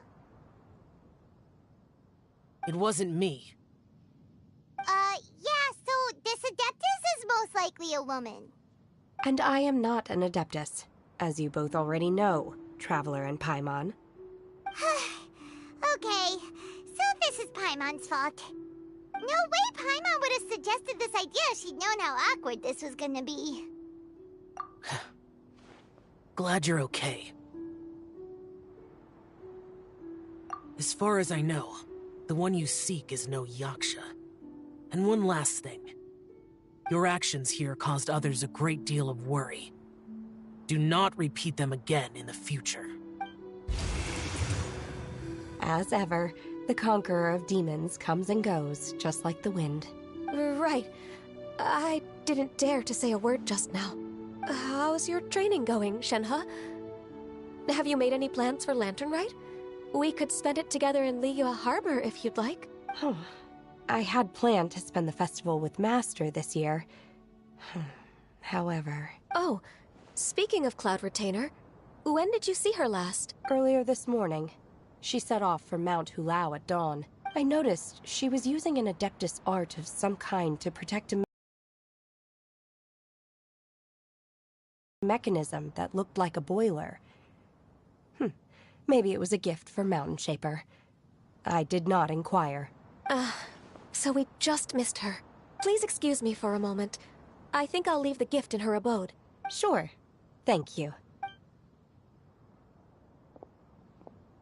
It sounds like Ganyu and Shenhe have gotten a lot closer recently. Yes. During the summer and winter, I continue to train with Master. In the other months of the year, I have been learning to adapt to human life in Liyue Harbor. Ganyu arranged accommodations for me in the city, and also recommended several work positions for me.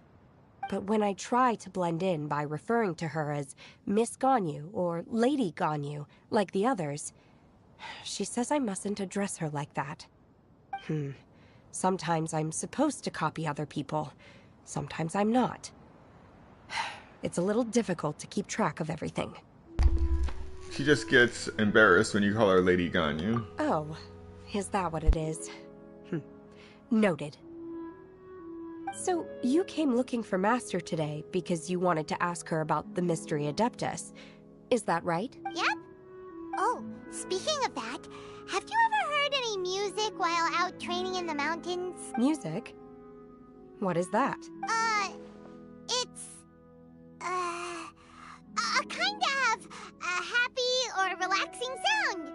Or, a nerve-wracking sound. Or even a terrifying one. Okay, I'm done. I also left her a note so that she knows where to find us. We won't miss her again. Yay! That's really helpful, thanks! We were just talking about this thing called music, and based on Paimon's description, I do believe I hear it every day.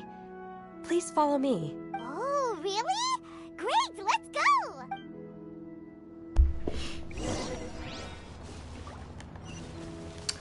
This is probably a monumentous misunderstanding.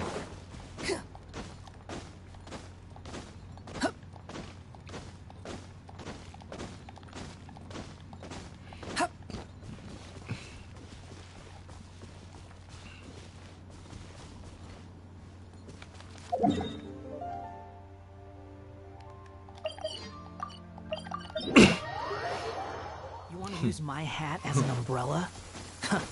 The audacity to even make that request.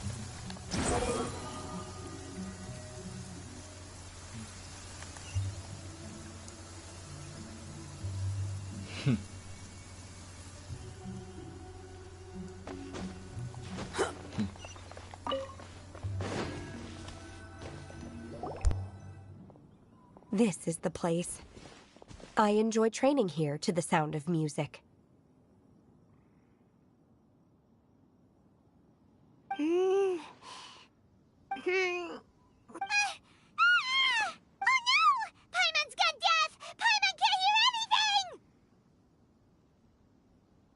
My condolences, Paimon. Oh, whew!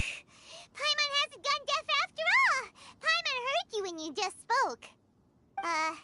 Anyway, where is this music?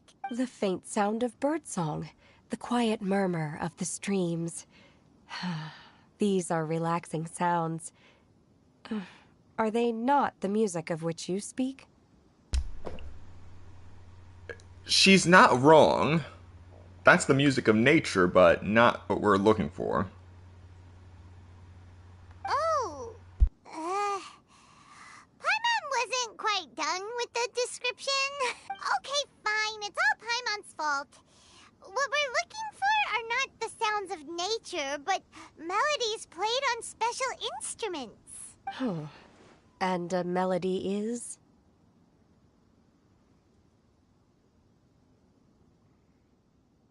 Huh? Hey, why don't you just sing that one melody Shen has heard before? It'll probably help her to understand what we're talking about. Fingers crossed this won't attract any water flowers.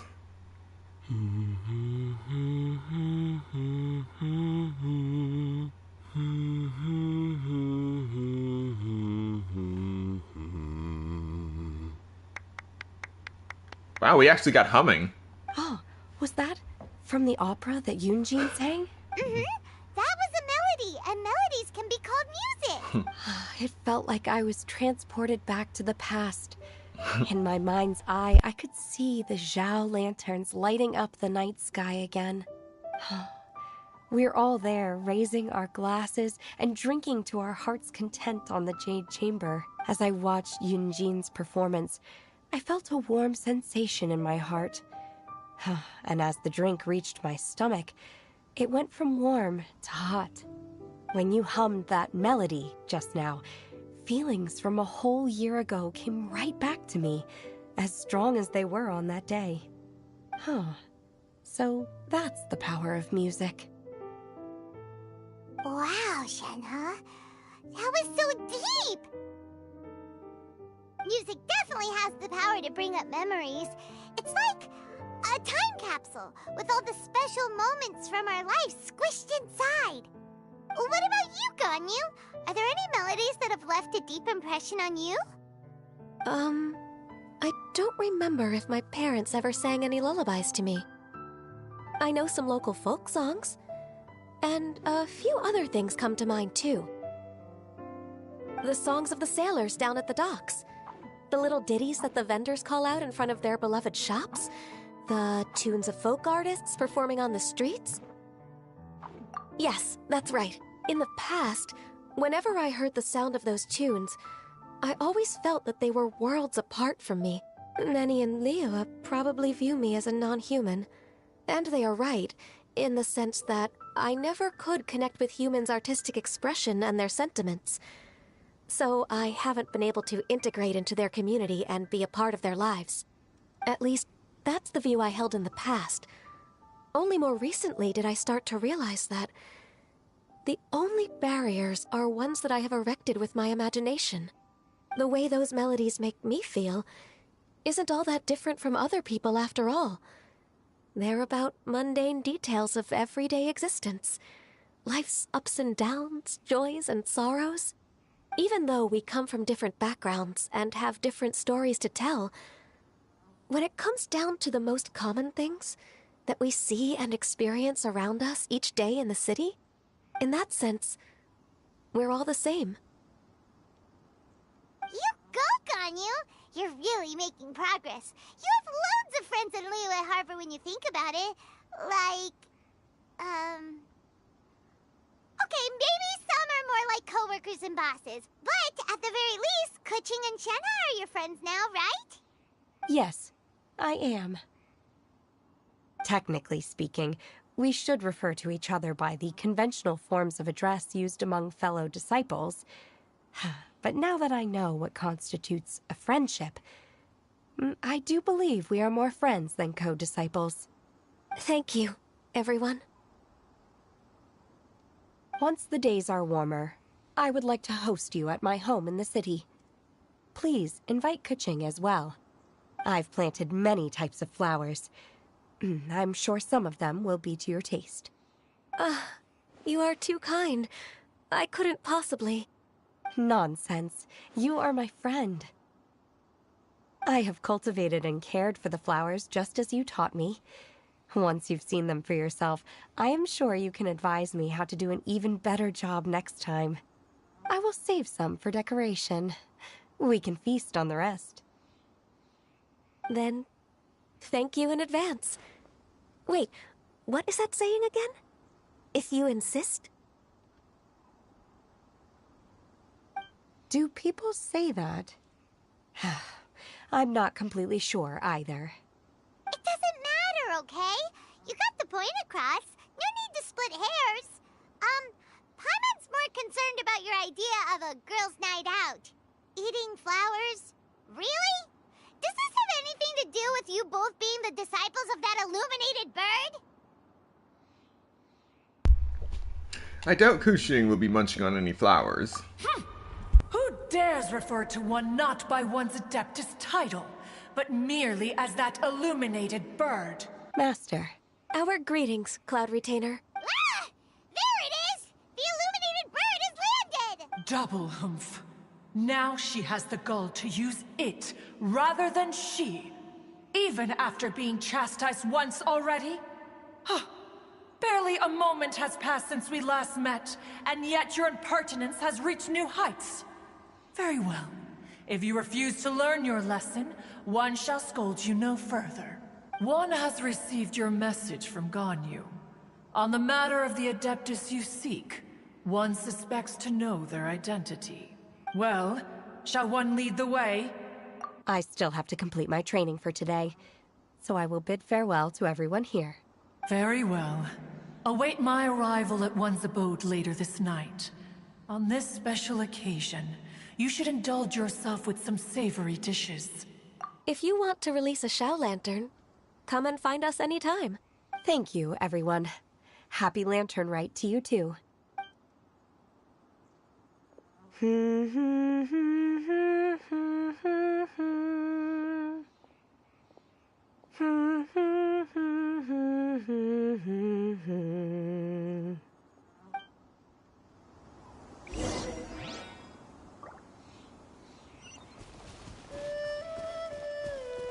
Alright, we're back on the move again.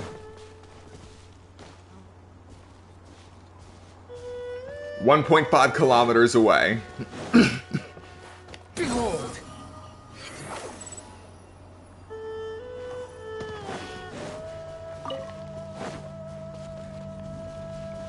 The wind rises.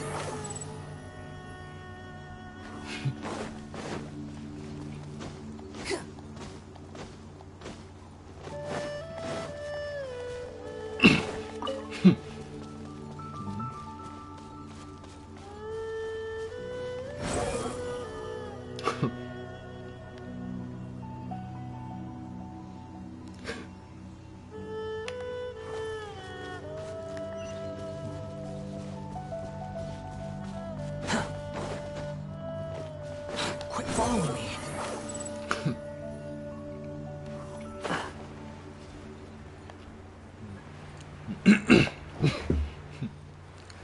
And just like that, we have covered almost half a kilometer. Squall and Fury.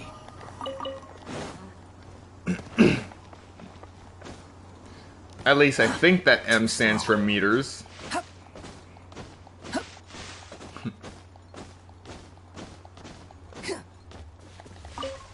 Behold!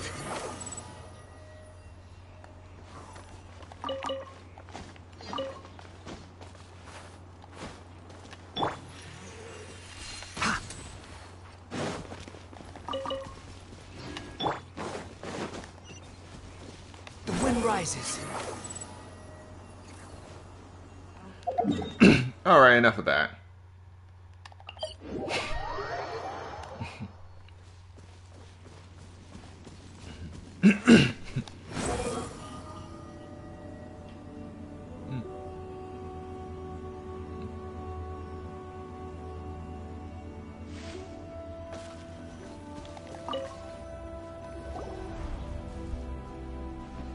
Is this Quaily Plains? Cloud Retainer, why did you bring us here? Ganyu is of course familiar with the name Guizhong, but have you ever heard of her? Guizhong is another name of Hagentis, the god of dust. She was extroverted in nature and adored social gatherings and inventions alike. Hagentis, the god of dust? So you've heard of the god of salt, now dust. Long ago, this region was yet a prosperous assembly. Guizhong often invited her friends to visit her home, reserving for us seats around the largest stone table. Sea Gazer would always bring out his latest treasure and place it upon the table. He could be quite the braggart. Though usually a mild-mannered fellow, when it came to those collectibles he was so fond of, he always loved to show them off. Paimon remembers that name. So that's what Sea Gazer was like. He was an old friend and a former rival. One has many memories of him. Once he had brought out the treasure, it would predictably become the center of attention.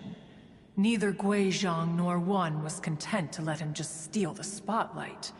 So we would then also present our proudest mechanical creations. As Adepti, we were each gifted in our own ways, and naturally proud of our accomplishments in our respective fields of expertise. As a result, One often quarreled with Seagazer. His treasures were not even of his own making. He just used his exploration skills to dig them out of the ground. How, pray tell, could he compare to me, when every single one of One's accomplishments were crafted by one's own hand? Cloud Retainer, you are getting competitive again. One digresses. Regardless, every time an argument occurred, Guizhong would come over to watch us during our mutual lambastics. On some occasions, she would join in, and on others, she'd take one of us by the limb and start uttering the most ridiculous nonsense. What kind of nonsense? No kind of nonsense were we spared. Sometimes she would brazenly opine, why argue between yourselves when neither of you could ever hope to beat me? Other times, she would make unsolicited suggestions, such as, once you two are done arguing, let's go to the foot of the mountain and grill some meat. She always sought to make everyone happy, and one must say, she had quite the gift for it. No matter what nonsense she said, One never felt bothered or offended.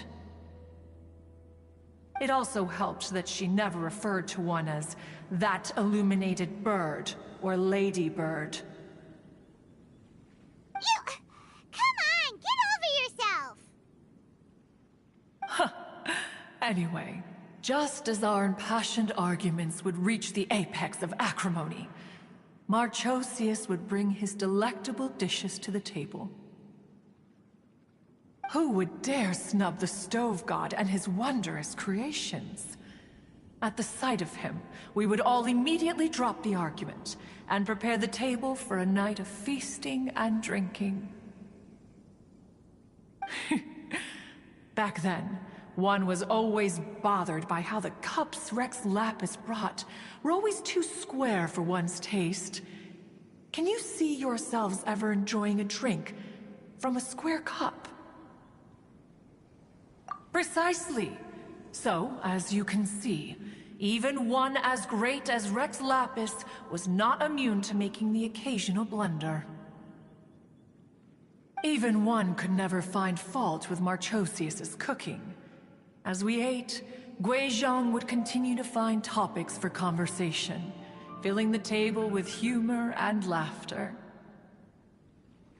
Each of those old fossils had their character flaws and points of obstinacy. So why was it that whenever we dined together, we always had a marvelous time?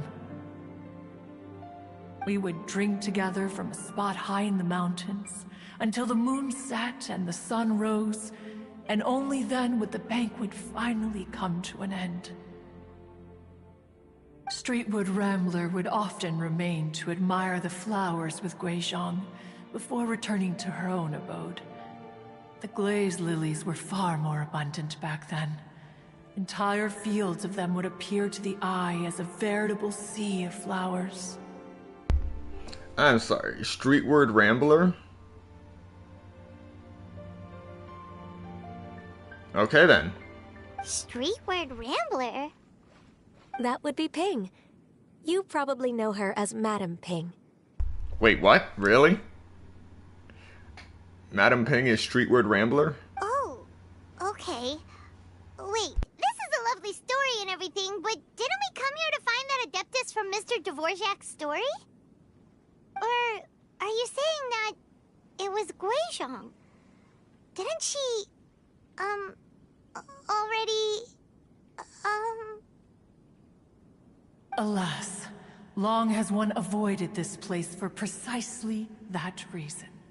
The sights here are a reminder of a time long gone. and evoke much sorrow. One should have guessed that you would disrupt one's poignant moment of mourning with your incessant questioning. No matter, one will share the whole story with you now. In times gone by, one quarreled oft with Guizhong concerning mechanical principles. We each had our ideals, and neither would yield. Under the pretext of a social gathering, one invited the impartial Rex Lapis to judge the quality of our creations. But Rex Lapis declared that Guizhong's Obscuro Vulpus mechanism was superior. Though one was too proud to acknowledge it, in one's heart, one knew that Guizhong was indeed the superior talent in the mechanical arts. As for the story between Guizhong and Streetward Rambler, that begins with a certain bell. In Guizhong's opinion, while mechanisms were no substitute for human composers, they were yet capable of producing simple but fine melodies. But Streetward Rambler believed music to be an expression of the soul, an emotional enterprise that could never hope to be replicated by machinery. They argued endlessly, until one asked Rex Lapis to intercede. He confiscated the bell and designated it for ceremonial use. Thereafter, one would often find them convening in the mountains, discussing music, mechanics, and all the affairs of the mortal world. But these good times were not to last. War broke out between the gods, and soon engulfed the Guili Plains. Guizhong was overpowered by the enemy, and fell in battle. When Streetwood Rambler and I arrived at the scene at long last, all that remained among the ruins was her lifeless body.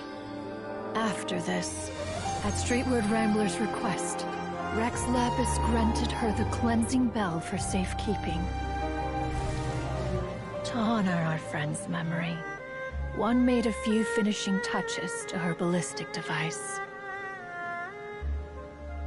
Many Lantern Rites have passed since then.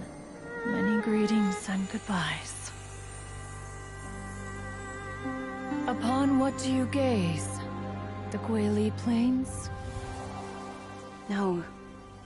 It's everything.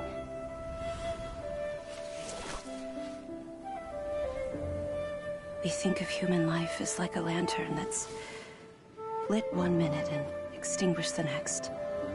But are we Adepti so different? Perhaps as dust settles after a storm, we too must one day return to the world below. One has always been austere and private by nature, and has never relished socializing. One's dealings with Guizhong were born out of discussions on the discipline of mechanics. What? You have loads of friends, and you seem pretty chatty. Just because one is not ignorant of social graces does not mean one is fond of them. One is perfectly capable of partaking in conversation despite being introverted. But in the end, one is nothing like Streetward Rambler. She is dauntless but thoughtful, not to mention eloquent and wise. Moreover, her friendship with Guizhong was far greater than one's own. Back when they were rivals, they would often compete against one another in the realm of musical composition. That cleansing bell was one of Guizhong's proudest works, having the ability to both compose and perform. Wait! That's weird. Didn't Madame Ping say she pestered an old friend for that bell? And she also said something about being a vain beauty when she was young or something. Streetward Rambler, a vain beauty. My foot. That bell has a sad history. Clearly, she refrained from sharing with you the truth of its origins, since the right time had not yet come. As for her old friend, who else could it be? As soon as Streetward Rambler heard that a certain Zhang Li wished to borrow the bell. She realized that the man was none other than Rex Lapis, and that he had made an enormous decision. After all, we all have known each other for several millennia. Some things between us are implicitly understood. Whoa! So they were talking in secret code? Oh, Paimon did not see that one coming. Enough of your intrusions. Where was one up to? Ah, yes. One remembers now. The cleansing bell is powered by a mechanical art, and can be used to great effect as an accompanying instrument. After the passing of its creator, it was used on numerous occasions during rites of parting. But Streetwood Rambler did not acquire it from Rex Lapis for the purpose of producing further funerary tunes. No. Each time she rang it, it was to play the tune that Guizhong composed on it. The two once clashed over their beliefs about the meaning of music. Who would have thought that with Guizhong's passing and Streetward Rambler's mourning, two tunes composed in discord would eventually become one harmonious composition?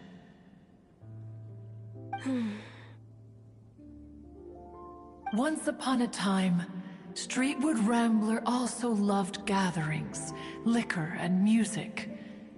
But after Guizhong passed, she preferred her own company.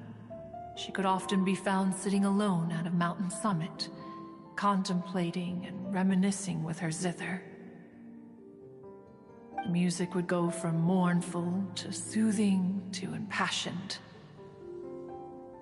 Many years passed before she finally composed a melody to her satisfaction. In celebration, she played the tune to the clouds. Regrettably, one has only ever heard her play that tune once. Which brings one back to the matter you've been investigating. Perhaps it was during that performance that the ancestor of your Fontaine friend fell into the water and was saved by Streetwood Rambler. But if she was so happy with the melody, why would she only play it once? One was also greatly perplexed by this. After suppressing one's curiosity for a long while, one finally approached her and asked why she would retire the tune after having spent so long on it. In response, she said, "Though the strings that played that melody survive, the one who inspired it is gone. Tell me, Cloud Retainer, when the one attuned to my soul is no longer here, who else could hope to understand this tune?" Aw, poor Madam Ping. I just remember being taken care of by you when I was young. Once the Archon War came to an end, I stayed behind in Liyue Harbor to honor my contract. Although I met Guizhong a few times, I never knew anything of this particular story. Guizhong was quite the visionary, but tragically passed before her time. Her manuscripts still lie unfinished in the realm of clouds. Blank pages give one cause for contemplation on what might have been. Had you not decided to search for that mystery Adeptus, perhaps these stories, too, would have been lost to the sands of time. As of now, you know the truth. That the Adeptus who rescued the drowning man was none other than Streetwood Rambler. Do you intend to discuss this with her?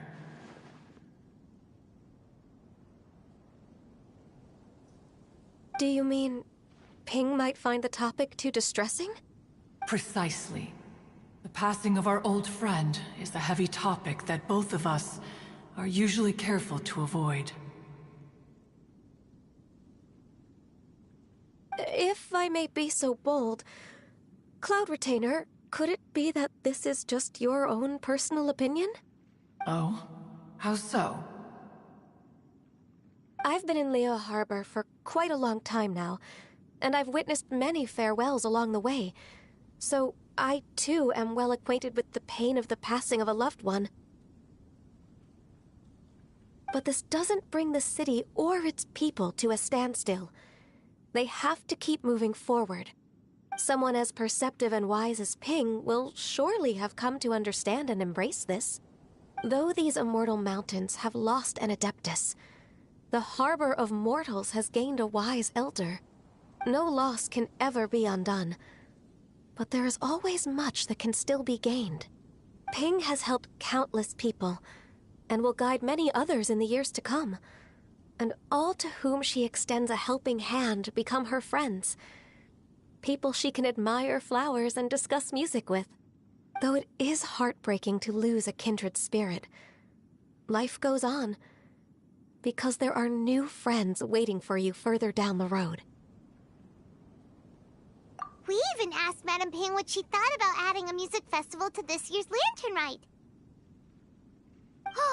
When we get back, why don't we just ask her if she'd like to perform?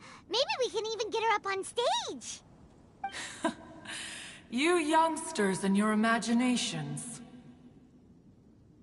Why don't you come with us? It's been a long time since you last spoke with Ping, and Liyue Harbor is always decorated so beautifully during the festival period. Is not every Lantern Rite the same in this regard? Were there ever anything new to discuss? One in Ping could meet any day of the year. I disagree. Each new day and each new year is different from those that have come before. How long will you simply let them pass you by? The edibles she brought this time were indeed quite delectable. Very well. Then one will be off. If the other old fossils have sneaked away into the city to amuse themselves, one shall soon find out. All right. We should be getting back to the harbor as well. We don't want to keep her waiting. Once the Guili Assembly, now the Guili Plains. Say, if we planted flowers there, and cared for them carefully enough, do you think that one day we'd be able to recreate the Sea of Glaze Lilies? Allow one to take back one's praise from a moment prior. You are still far too given to flights of fancy, child. What? Cloud Retainer? You were still listening? One observed that you were making no effort to leave, and returned to chasten and hasten you. This time, one is departing in earnest.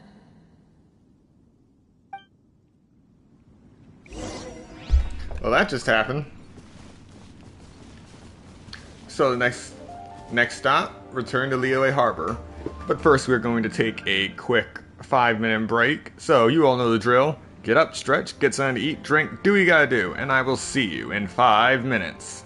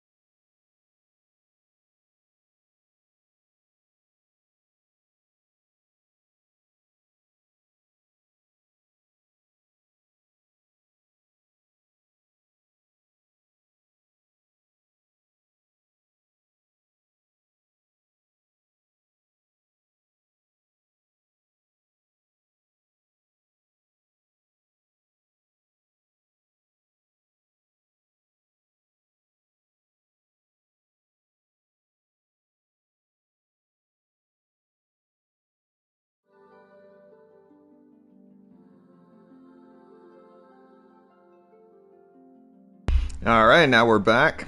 We're going to start the second part of the stream with a few more wishes for Alhaitham. We are still at a count of 40 wishes so far. So next up, our wish is 41 to 50. Will we get Alhaitham? Or will we lose our 50-50? Or will we end up going straight up to pity? Let's find out in 3, 2, 1. And it's gold!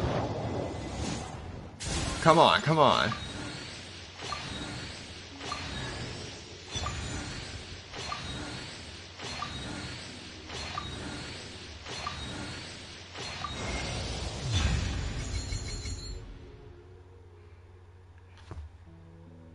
Dang it.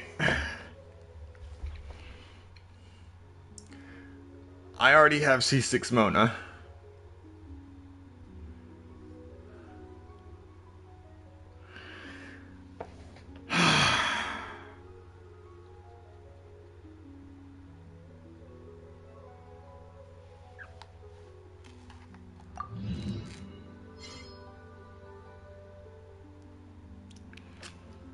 Well, my luck of losing my 50-50s to Tainari seems to have ended.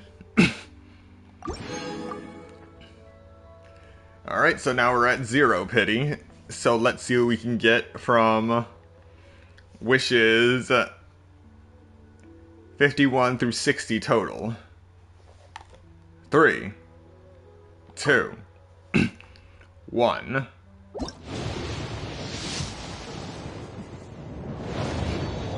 Alright, come on, Yao Yao.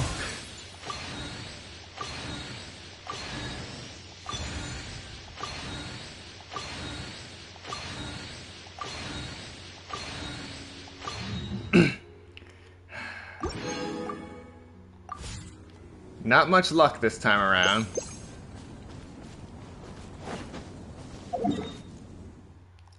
Let's just try to get through the Lantern Rite story.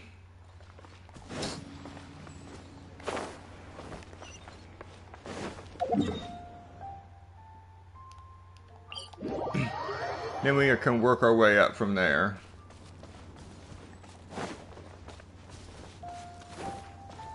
Behold!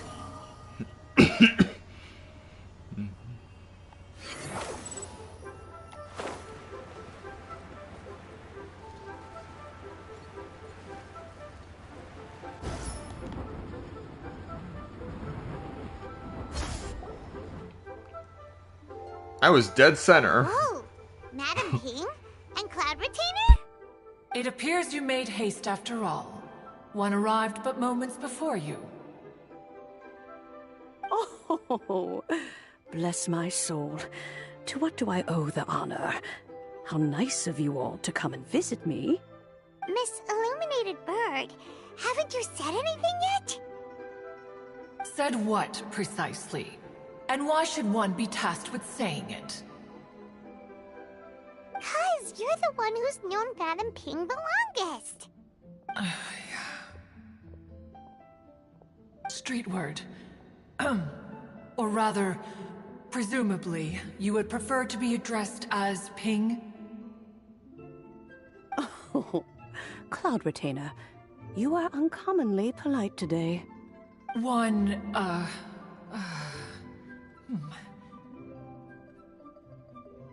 Given that Lantern Rite is almost upon us, the weather in the city is most pleasant, and a sweet floral fragrance lingers in the air. Ganyu, please continue from here. Huh? All right. So, this all started because we were trying to help Mr. Dvorak find the Adeptus who saved his ancestor's life.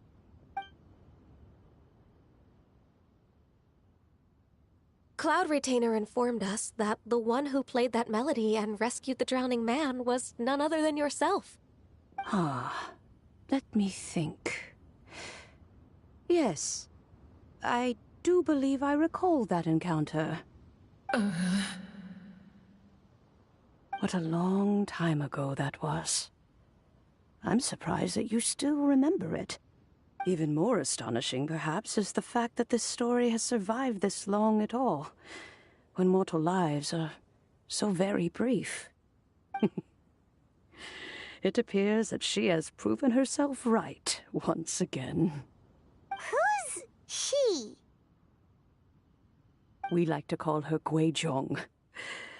From the look in Cloud Retainer's eyes, I sense that she has already told you all about her. Albeit reluctantly, one might add. Oh, there is no harm done. After all, Lantern Rite's very purpose is to commemorate the heroes who gave their lives for Liyue. Although Guizhong did not live to see the splendid sights of today, she was as much a hero as any other. So how has she proven herself right again exactly? Once upon a time, she said to me that humans were a weak form of life that she wished to protect with her wisdom. But as she interacted more and more with them, her opinions on them began to change. She marveled at the beautiful complexity of their spirits, the sheer splendor of all they could accomplish through their hard work and intelligence. She told us that to underestimate human potential would be to make a grave mistake. With the smallest amount of guidance, enormous power can be unleashed in them. And a human who has reached their full potential may well be her equal. Someone who could have as much to teach an Adeptus as to learn from them. She always had a way with words. That her mechanical accomplishments were judged superior to one's own was, one suspects, in large part due to her sheer eloquence. Speaking of mechanics, Cloud Retainer, do you still remember that potted plant mechanism? The one that the two of you gave me as a gift? Of course. Guizhong and one both put an immense amount of effort into that gift.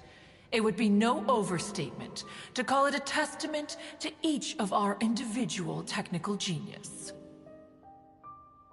As Guizhong once said, it takes every blade of grass and every flower to make a homeland. When I see the sight of Liyue Harbor before us today, I am reminded of this. Madame Ping looks very emotional right now.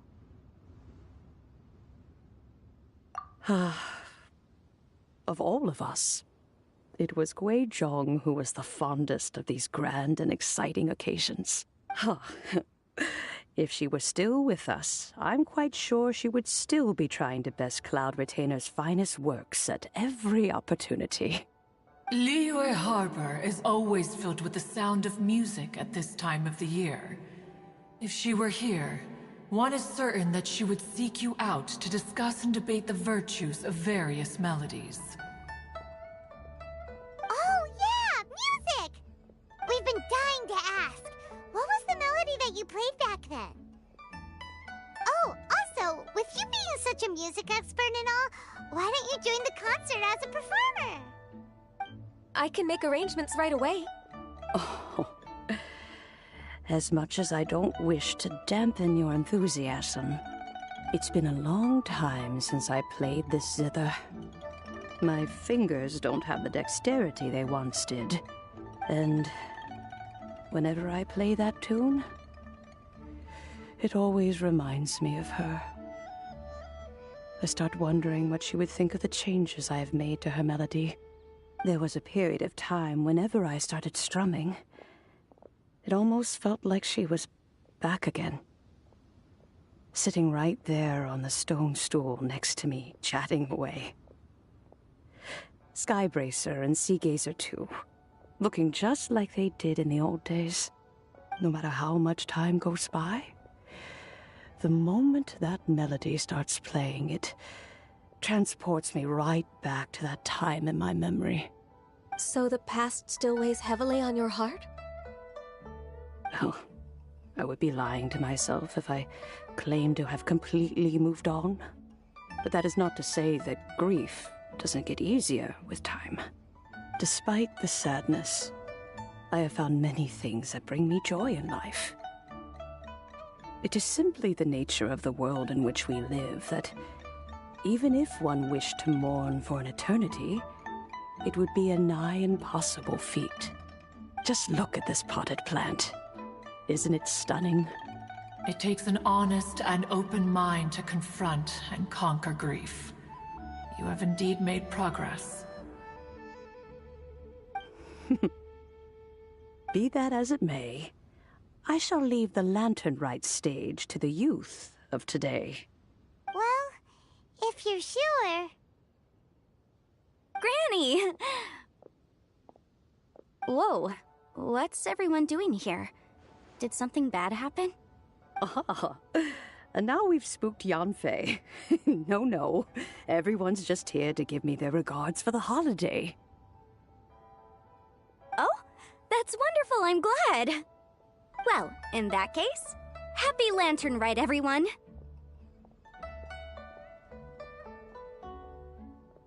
Happy Lantern Rite! Oh, I just remembered that I have some, work to do at Yuehai Pavilion that I need to discuss with Yanfei. I haven't been able to find a chance until now. I will leave Mr. Dvorak in your capable hands. Cloud Retainer, Ping, we will be off for now. Huh? Does it have to be right now? Which case is this again? Hey, Ganyu! It seems Ganyu still has much to learn when it comes to the art of deception. What a pity. She has learned nothing of one's ability to carry a conversation. Since it's been so long, Cloud Retainer, why don't you stay? I'll make a cup of tea and we can chat a while. Gladly. This was one's intention as well. When you next see the Fontaine musician, please give him my regards. I'd like to wish him the very best with the concert. You got it, Madam Ping! Thank you all. I think you've listened to enough of my nattering for one day. As for that melody, I will play it for you all another time. Goodness knows I need to practice it first. Wow, that'd be great! We'll look forward to it. When that time comes, wherever her spirit may be among the countless grains of sand and specks of dust between the harbor and the mountains, perhaps she will look at the Liyue of today and steal a smile when she sees the prosperous land that it has become. All right, let's go tell Mr. Dvorak the news. Ping, what say you to convening more often in the future? That would be quite wonderful. But I must say, after all this time, I've grown quite accustomed to the harbor. When we are to meet, I shall have to trouble you to make the journey to the city. You sound just like Shenhe. The child is constantly telling one all sorts of stories from the city, as if one was partial to them. Have you ever considered moving to the city, Cloud Retainer? There are plenty of people here to talk to. I think you would find it quite the antidote to the monotony of solitude. And if you looked around, I suspect you would find some young minds with an interest in the mechanical arts. Some of them even worth training. We shall see.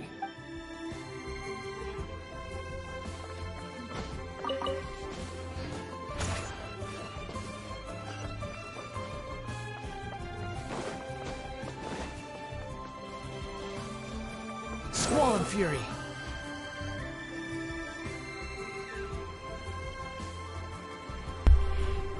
Oh yes, new human disciples of Cloud Retainer. That'll be interesting to see. The wind rises.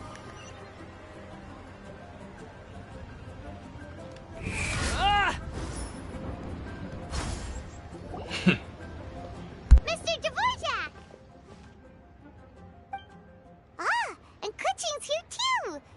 for helping set all of this up. Welcome back. Did everything go well?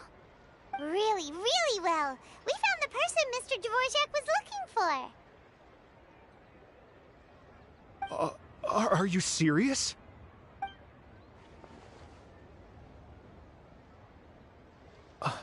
I see. So the melody my ancestor heard was an adeptus remembering her late friend?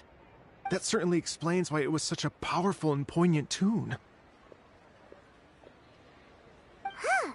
That's a really interesting first reaction. Guess that comes with having a musical mind. I have to say, though, it's hard to believe that the fairy from the tale is now an elderly granny. Oh, Paimon knows exactly what you mean. Normally, Adepti don't age at all. But Streetward Rambler, or Madam Ping as we know her, probably only became old because it's what she wanted for herself. Madam Ping possesses vast knowledge and great wisdom. Whatever physical form she may decide to take, her mind and wits are as sharp as they come. Yep, Kuching summed it up perfectly. That's exactly what Paimon was trying to say. I think... yes. I must thank her in person. That can wait until after the concert, though. For now, I need to devote all my emotional energy to the performance. Ah, speaking of, Madam Ping wishes you all the best at the music festival. Paimon has a sneaking suspicion that she'll stay in her usual spot, but listen to the performances from afar. Wait, are you serious? Huh. Oh no, now I'm starting to get nervous. Okay, alright. Nope, another rehearsal is in order. Please excuse me, everyone. Mr. Dvorak? He's already gone. Paimon wasn't even finished telling him everything. Before we set off on our search with Ganyu, he asked us about what music means to people. After our recent adventure, Paimon thinks we have a lot more to say about that now. Please, share your insights with me. Well, we found out that music can be used for good, but also for bad. It can make people happy and moved, but it can also be sad and bittersweet. And music is like a kind of memory written in people's hearts. It can put you in touch with feelings from a totally different time and place. In other words, music is life in and of itself. It sounds like you had an eventful trip. Don't worry, I'm sure Ganyu will fill me in on all the details shortly. Wait, does that mean you're gonna carry on working? Mm-hmm. Just a few things to wrap up. All the groundwork is done. As long as everyone enjoys the festival activities, all our efforts are worthwhile. Happy Lantern Rite to you as well. Whew. That should be everything taken care of, right? Oh, no, wait. Paimon feels like she's forgetting something. What was it? Oh, it feels like it was a while ago. Shoot! Latent... Wait, no. Anyway, fancy bamboo shoots!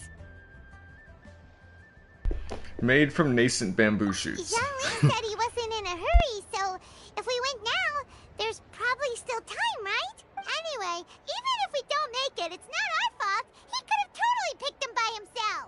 Ugh. Anyway, let's go check with him at Wangsheng Funeral Parlor.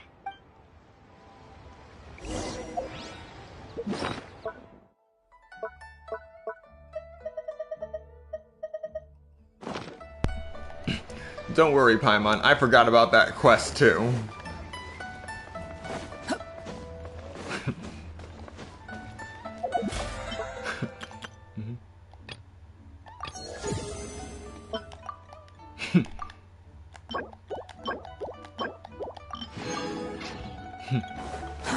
Too slow.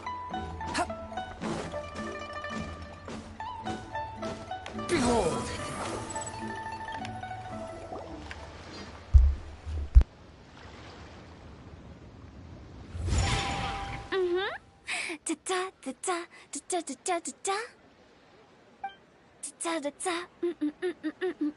Oh. All right, let's take a break here. Oh wow, look who it is! Are you here to hang out with everyone's favorite funeral director? So you're just casually practicing your rapping skills at the entrance to your funeral parlor? In broad daylight? Okay. You're, freaking me out a little. After everything we've been through, you don't see me for a hot minute, and you're back to being scared of your own shadow. We have all this open space, a clear view of the mountains behind and the sea in front. Not to mention we have several invisible audience members enthusiastically cheering us on. It's the perfect spot to rehearse. Invisible audience members? Gotta say, it took me a few days to get used to Director Who's way of talking. Xinyan was pretty spooked too when she first got here. Just like when she sees a frog, but a giant frog with sharp teeth. Come on, knock it off. What's wrong? I've never seen someone look so confused before. Well, don't worry, because Director Who's here to explain it all. There once was a Fontaine musician who went around town on a mission. He came door to door for his iridescence tour, looking for acts to audition. With my words, Xinyan's chords, and Yunjin as our mentor, we'll take the stage by storm with flames roaring and the whole audience calling for more. For sure! The whole dance floor will be yelling encore! Encore! Oh, now Paimon's rhyming along. But when you say flames roaring, are you sure this'll be safe? No, don't you worry about that. I'm pretty experienced on the stage, and I've already informed the Yuhong of all the pyrotechnics we're planning on using. Huh. Guess we'll just have to trust Xinyan on this one. Oh, Zhongli. He took one of those fancy meal boxes and set off for the mountains. Said he wanted to pay a visit to some old friends. It's a real pity that he couldn't be around for this. As well as being a true connoisseur of traditional art forms, he's able to appreciate Xinyan's performances too. Yeah, that's right. Matter of fact, he was the one who first invited me to perform here. To tell the truth, though, I never thought I'd really find myself rehearsing here one day. Well, now you know. The Wangsheng Funeral Parlor is a great location. All of you are always welcome to come and hang out here, especially if you're in the mood to try something new. I can speak to that. Hu Tao is always full of fun surprises. And jump scares. Actually, Xinyan, I have some lyric ideas for your part. Do you want to go through them together? Oh, sure thing. I'm all ears. Oh, Traveler in Paimon, I believe Zhongli was heading to Mount Hulao, so make sure you're hiking up the right hill. When you see Zhongli, please pass on this message to him. It's up to him whether he wants to support us at the performance tonight, but I expect him to make time for the upcoming banquet we're planning. No excuses. You should join us too. It'll be a riot. If there's one thing I've learned from being a funeral director, it's how to throw a party. Okay, everyone. I think that's a long enough break. Let's take it from the top, shall we? Ms. Eunice, such a strict mentor. These breaks aren't even long enough to have a sip of tea. Well, you were desperate to get involved, and this is what it takes. If I gave you half the chance, you'd be sipping tea till nightfall. Hey, how about I treat us all to some late-night snacks once we're done? Hu Tao, what you craving? How about some stir-fried filet with a side of crab roe tofu? Where are we gonna find crab roe tofu so late at night? I got the ingredients right in my bottomless inventory. We could always just go pester Masterful Chef Zhongling. Now I'm hungry. All right, let's knock this out and then go grab some food. Hello, and thank you for the like. The wind rises. Time to head for Mount Hulao. But first, let's purchase some more core lapis.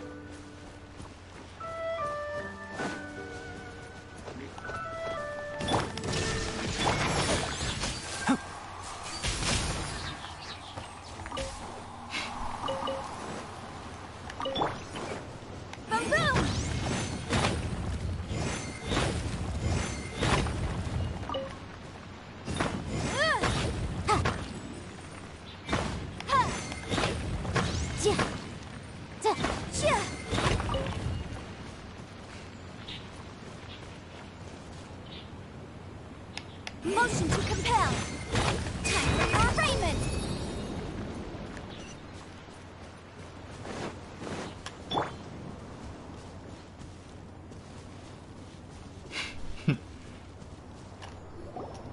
Paimon sees them! It's illuminated deer and illuminated bird number 2! Oh, wow. A familiar face. Have you come from Liyue Harbor? How is the city nowadays? Everything's great!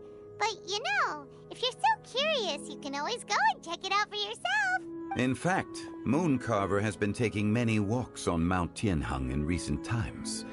I believe the sights of the city are quite familiar to him. Zhongli! Here you are! We've brought the bamboo shoots you wanted. Impeccable timing.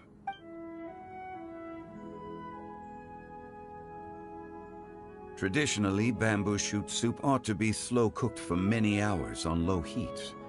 Using Adeptus arts to hasten the process is something of a shortcut.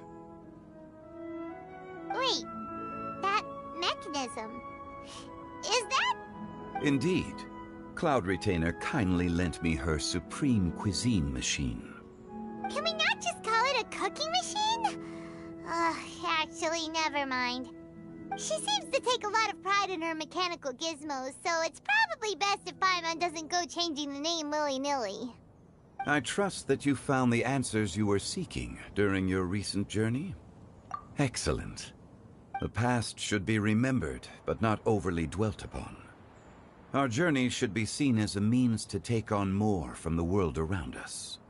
When the bamboo shoot soup is ready, I must insist that you try some for yourself. Oh, Zhongli! Huta told us to tell you something. She said, it's up to him whether he wants to support us at the performance tonight, but I expect him to make time for the upcoming banquet we're planning. No excuses!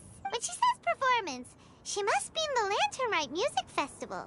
As for the banquet, she didn't tell us anything more about that, but she invited us to come as well. As you can see, I have a prior engagement with 2 Adepti friends of mine tonight.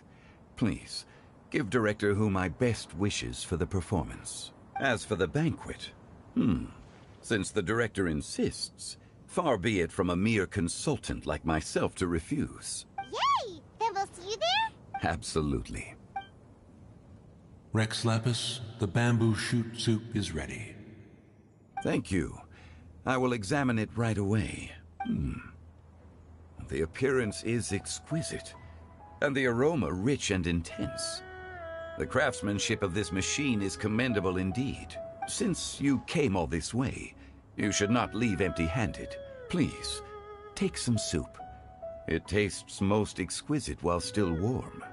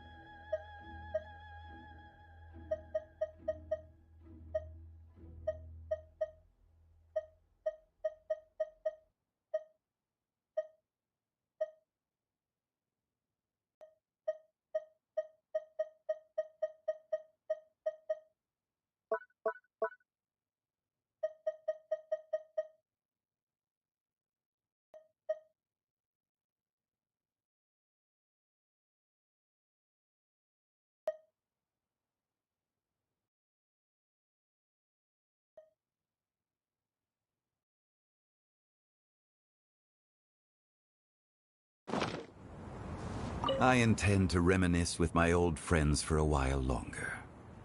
You ought to get back to Liyue Harbor. There is a performance you do not want to miss.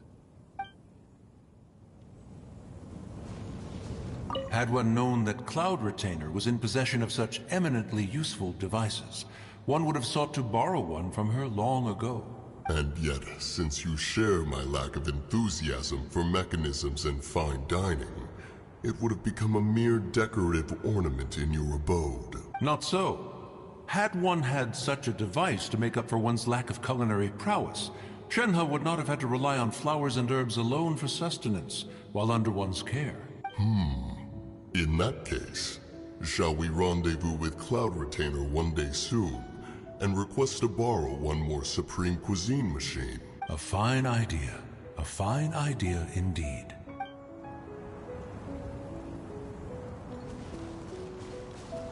That was most certainly interesting. Incinerate!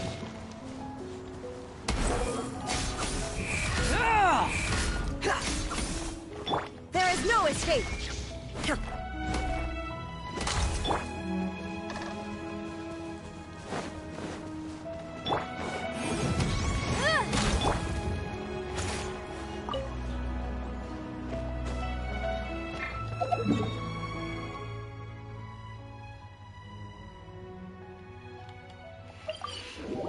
All right.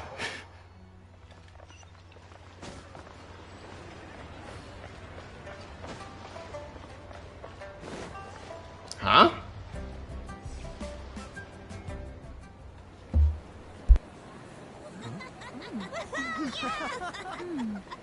I'm honored to be here on the Iridescence Tour stage. All right, without further ado, I'm Xinyan, this is Hitao, and this is a little something called... The Flame Lilies!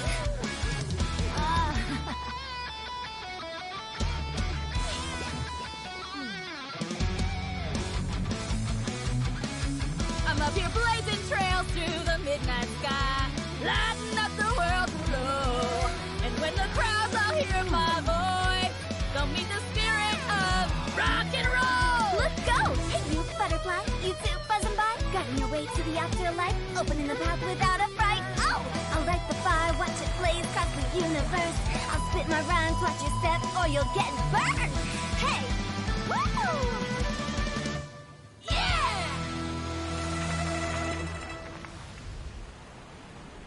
Does anyone have any plans tomorrow? With another year behind us, I think we deserve a celebration of our own. My treat. Interested? The Tianquan footing the bill? I can't miss out on that.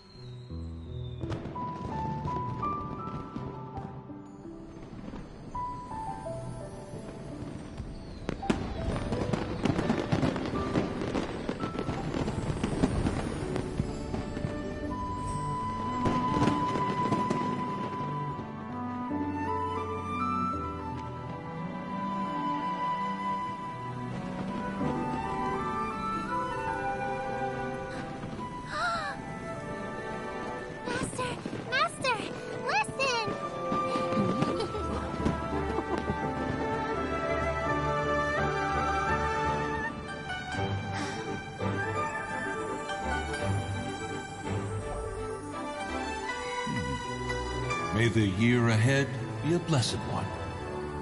I believe it shall be.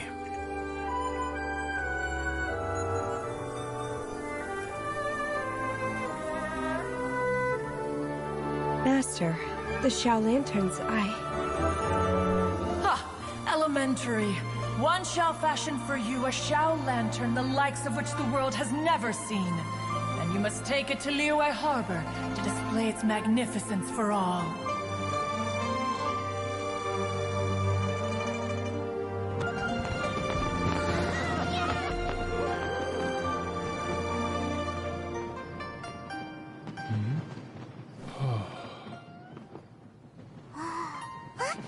Listen! That must be Madame Ping!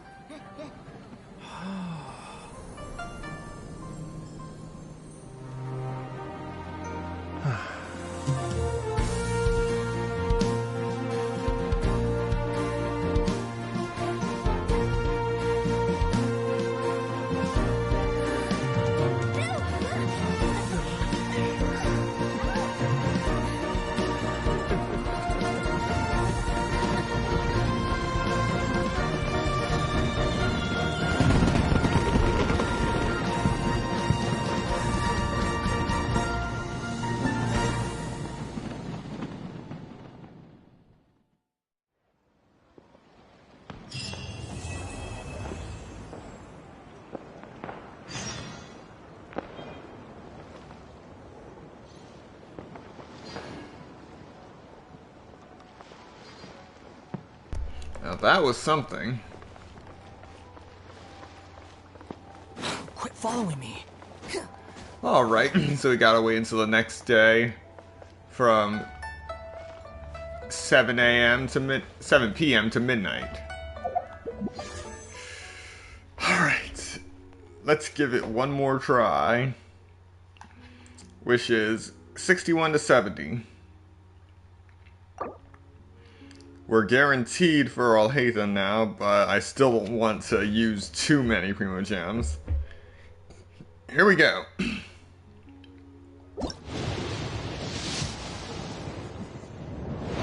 Purple. And it's Yunjin. I need Yao Yao.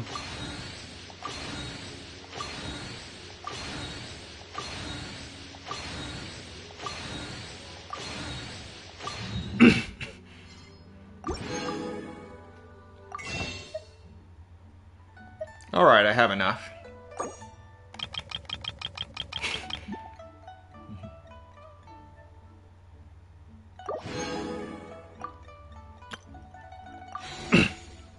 Alright.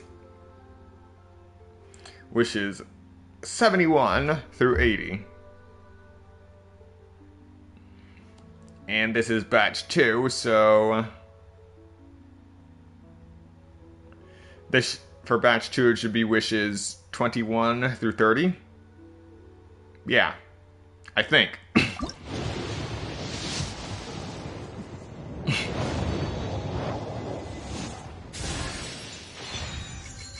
Come on.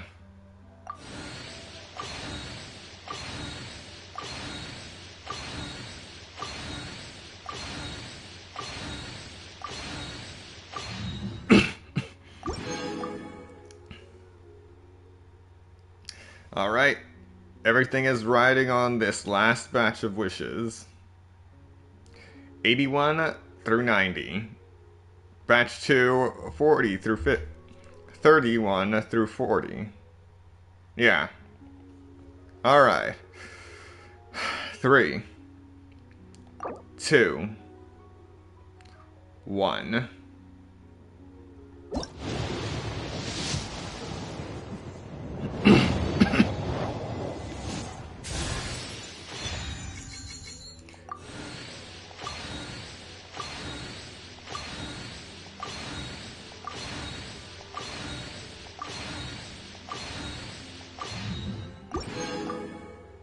I literally only got Yao Yao once.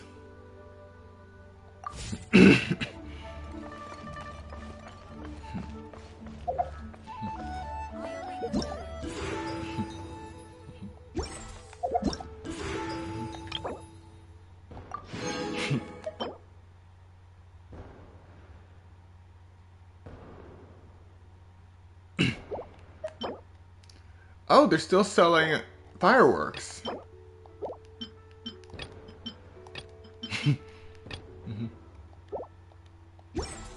There's no need to exchange pleasantries. It's rather pathetic to force a conversation just to occupy silence. Okay, so I'm just going to do wish 81 now.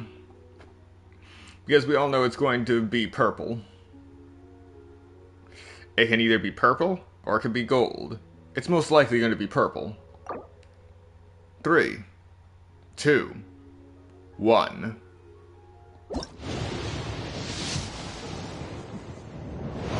Come on, Yao Yao.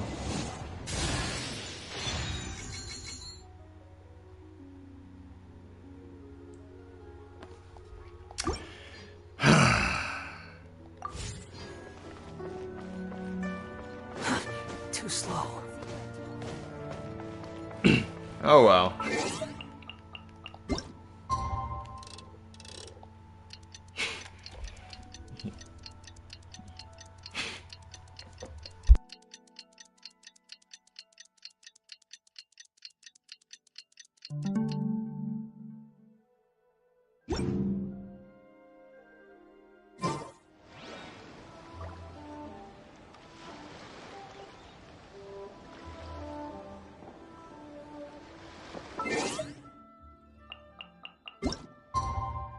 What? I waited the following night.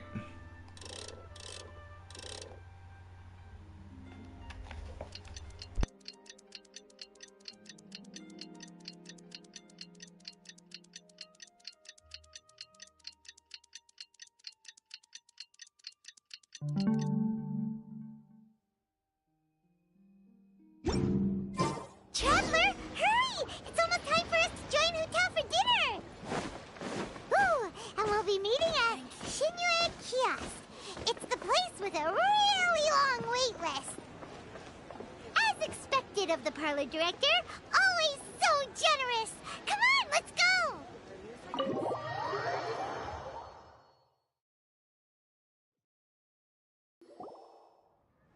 Oh, so that's how it is. Thanks for the suggestions, Mr. Zhongli. I have them all noted down. I've long heard that your knowledge encompasses all things old and new, Mr. Zhongli, but I never knew that you were well versed in the art of cooking, too. It is truly an honor to make your acquaintance. No need for formalities. I too feel humbled to be in the company of such talented young people. There are many things I could learn from you.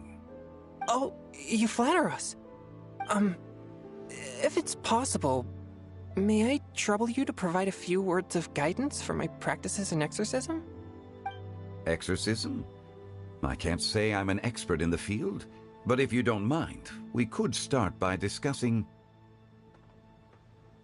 Whoa, there's so many people here.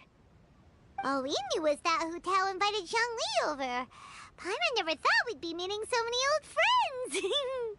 Happy Lantern Rite, everyone! Likewise. Please take a seat.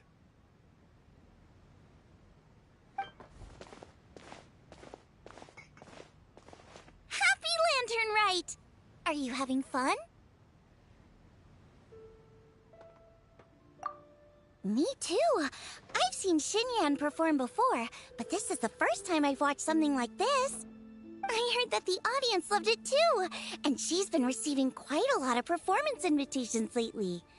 She's more busy than ever, and Yoonjin's gonna help her.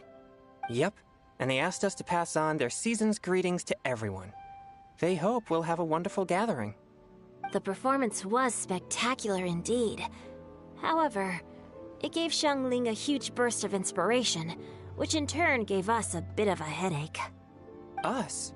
Did Xiangling ask you to try out her dishes too? That, my friend, is beside the point. Watching you eat was enough for me. Come to think of it, I probably shouldn't have burdened Chongyun with eating my share too. Hold on, Xiangling came up with a new recipe? Let Paimon try! See? Someone here knows how to encourage people. Thanks, Paimon. Oh, and I have to thank Mr. Zhongli, too. He gave me lots of useful pointers that really drove it home for me. Oh, so that's what you were talking about before we arrived. Yes. Since we'll be dining together, the topic of our conversation naturally revolved around cooking. Xiangling's ideas are truly unconventional. Her choices in both ingredients and spices are comparable to a melody dancing on the tongue. My suggestions were nothing more than the icing on the cake. Oh, the two of you always deliver. Now I'm getting embarrassed. Anyway, I'll get everyone to have a taste after I've adjusted the recipe based on Mr. Zhongli's advice. That sounds like it might become a little safer to eat. How about I sample the dishes next time? Speaking of eating, Paimon feels like we're missing someone. Oh, Huta was the one who invited us, but she's not here. And where's Guoba? Oh, Guoba volunteered to help Dad at the restaurant. You know, lots of people come over to eat during Lantern Rite. Without Guoba helping out, I probably wouldn't have had the time to accept Hu Tao's invitation. As for Hu Tao... The director went to collect a guest. She asked me to stay here and host you for the time being. Seems like it's almost time. Huh? Hu Tao went to fetch someone in person? Oh, that must mean they are super important. Could it be... Keqing? Ningguang? Or Captain Beto? She didn't clarify. And as her subordinate, I couldn't just pry into the details, could I? Ta-da! We're here! Oh, we're not late to the party, right? Right? Good thing the Conqueror of Demons and I are both as swift as the wind. And whoosh, we made it just in time.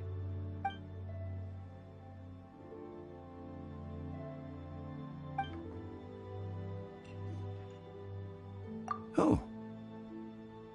I see. So the important guest is the Conqueror of Demons. I've been looking forward to meeting you. The director didn't mention anything when she invited us. What a pleasant surprise. Gathered here with us tonight are not only young and accomplished individuals, but also the protector of Leo's peace, Adeptus Alatus. To convene here with all of you is indeed a great honor.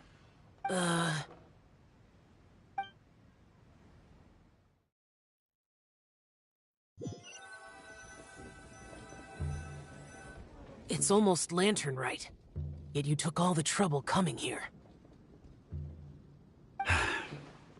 The director has a way of making it difficult to decline. Rex Lapis, may I ask what troubles you? The director asked me to buy sesame oil in preparation for the celebrations. Huh. Then why would you come all the way to Wangshu Inn? I had a pleasant chat with Chef Yenshao and received some spices from him. And, see? Here's some matsutake and a portion of ham. What about the sesame oil? It's a shame. I couldn't find the kind the director was looking for.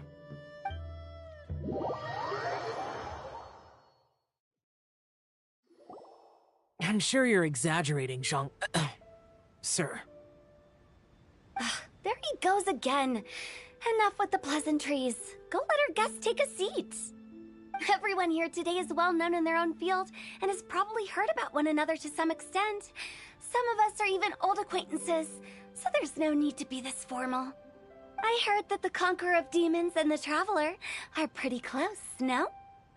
Great. You two sit together. You should take a seat too, Director. Oh? Finally remembered me? When we arrived just now, the host at Shinue Kiosk told me our dishes are almost ready. Perfect timing. Let's not wait any longer and ask them to bring out the food.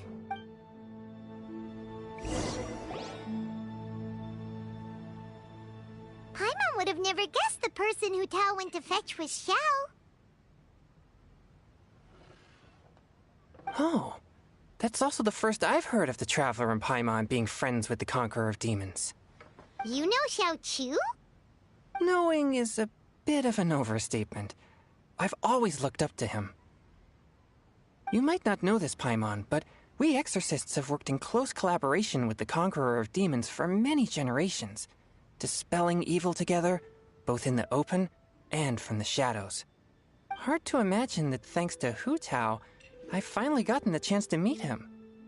Conqueror of Demons, I'm honored to make your acquaintance. Likewise. It is a great honor indeed to have a chance to meet the legendary Conqueror of Demons. Changyun has brought that name up quite a few times in the past. I remember you mentioning wanting him to understand the importance of exorcists. We know each other too. He helped try my dishes during the Masterful Chef's cook-off.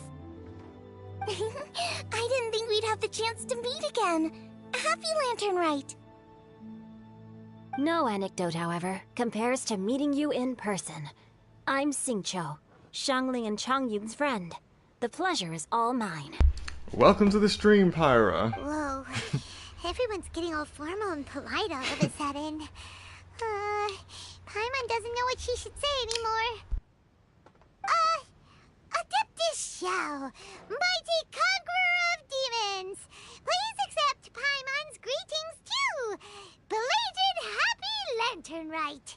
Belated isn't the right word to use here. Paimon tried very hard to look for a fancy word, okay? Don't be too harsh on Paimon! There's no need to be so polite. You're right. This was meant to be a nice little get-together between friends after all. Too much formality kills the atmosphere. I didn't plan this gathering only for everyone to walk on eggshells. Hiya.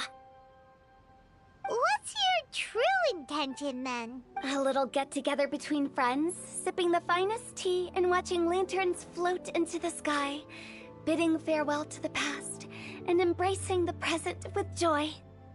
And that is something our consultant would say. I think it deserves a standing ovation. Indeed. Exceptional acting skills, Director. As for me, I'm just here to have fun and treat everyone to something good. We all worked really hard this year. Whether traveling or guiding, cooking, helping with the family business, exorcising evil spirits, or conquering demons. I feel like Hu Tao is trying to set someone up. And of course, our consultant, who's been helping out at the parlor every now and then. Everyone has done some pretty amazing things. As the one who brought everyone together, it goes without saying that I'm the one most deserving of praise. Huh? Sounds kinda self-important, but Paimon thinks it's pretty amazing that she managed to talk Xiao into coming. He rarely ever enters Liyue Harbor after all. It wasn't as complicated as you think.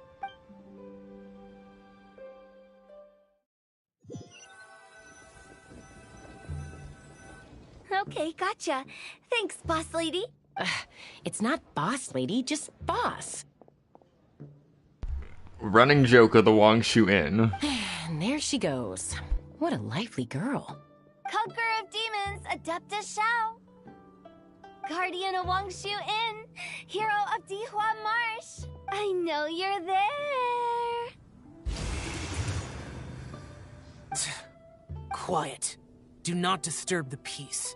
Sorry, but you wouldn't show up if I didn't yell your name, would you? I know you. You're the 77th director of Wangsheng Funeral Parlor. Is there something you need?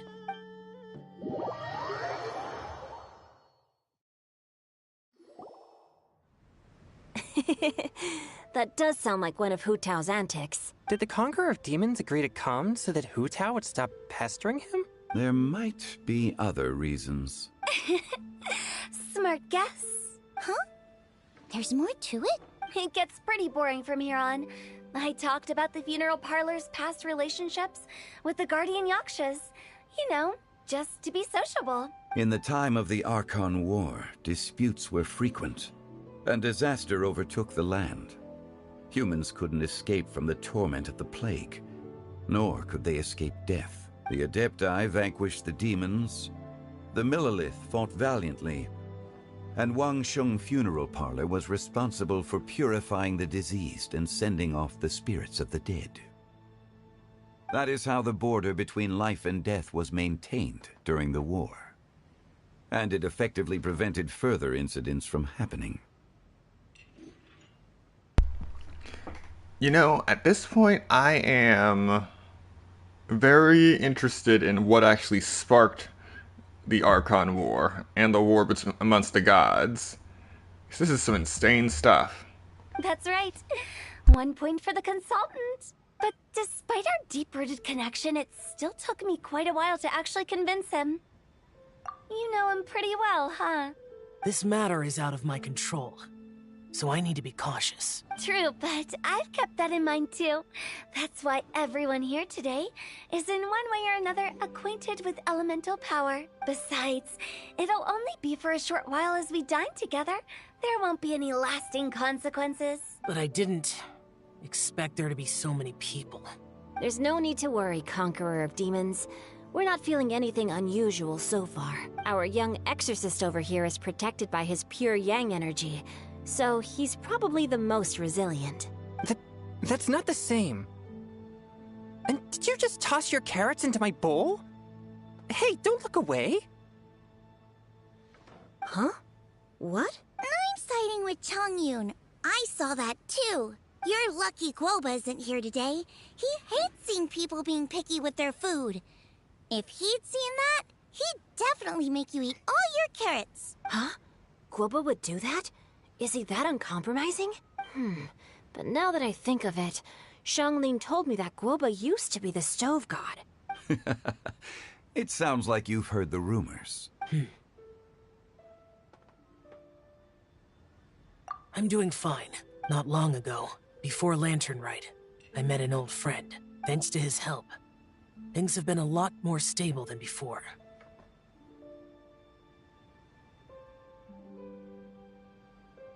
You should know him. He's...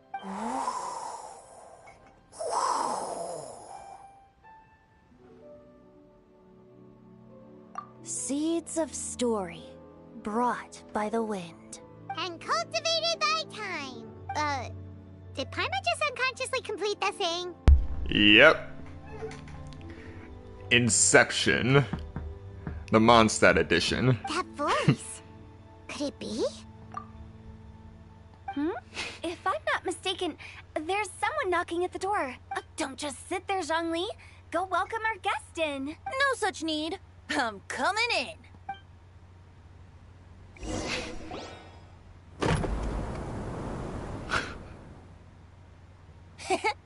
You finally let me in. Okay, so right here, a question. Exactly how many doors have we actually seen open in this game? Because a lot of the scenes areas are split and disjoint, so we don't really get to see opening doors very often. I mean, Sumeru has the most opening doors of all the nations so far. What with the bazaar and the academia. Hello, hello. No matter if we've met before or not, this moment marks a brand new encounter. Old friends and new. Happy Lantern Rite. Oh, it's the tone-deaf bard. Oh, he seems to carry a valiant breeze wherever he goes. It looks like we're gonna be friends. Fate has brought us together, so come on, take a seat and be my guest. Help yourself. Oh, I'll ask them for another set of cutlery.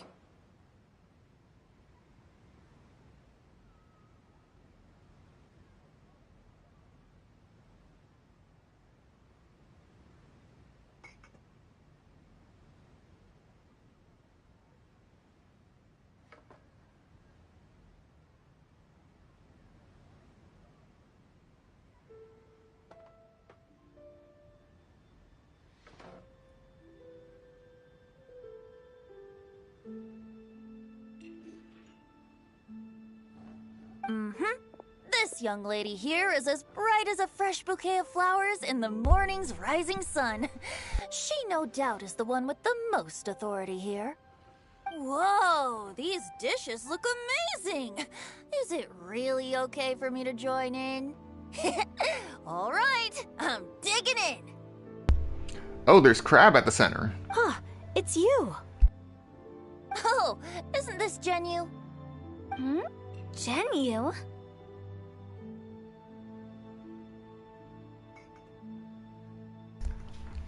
Crap.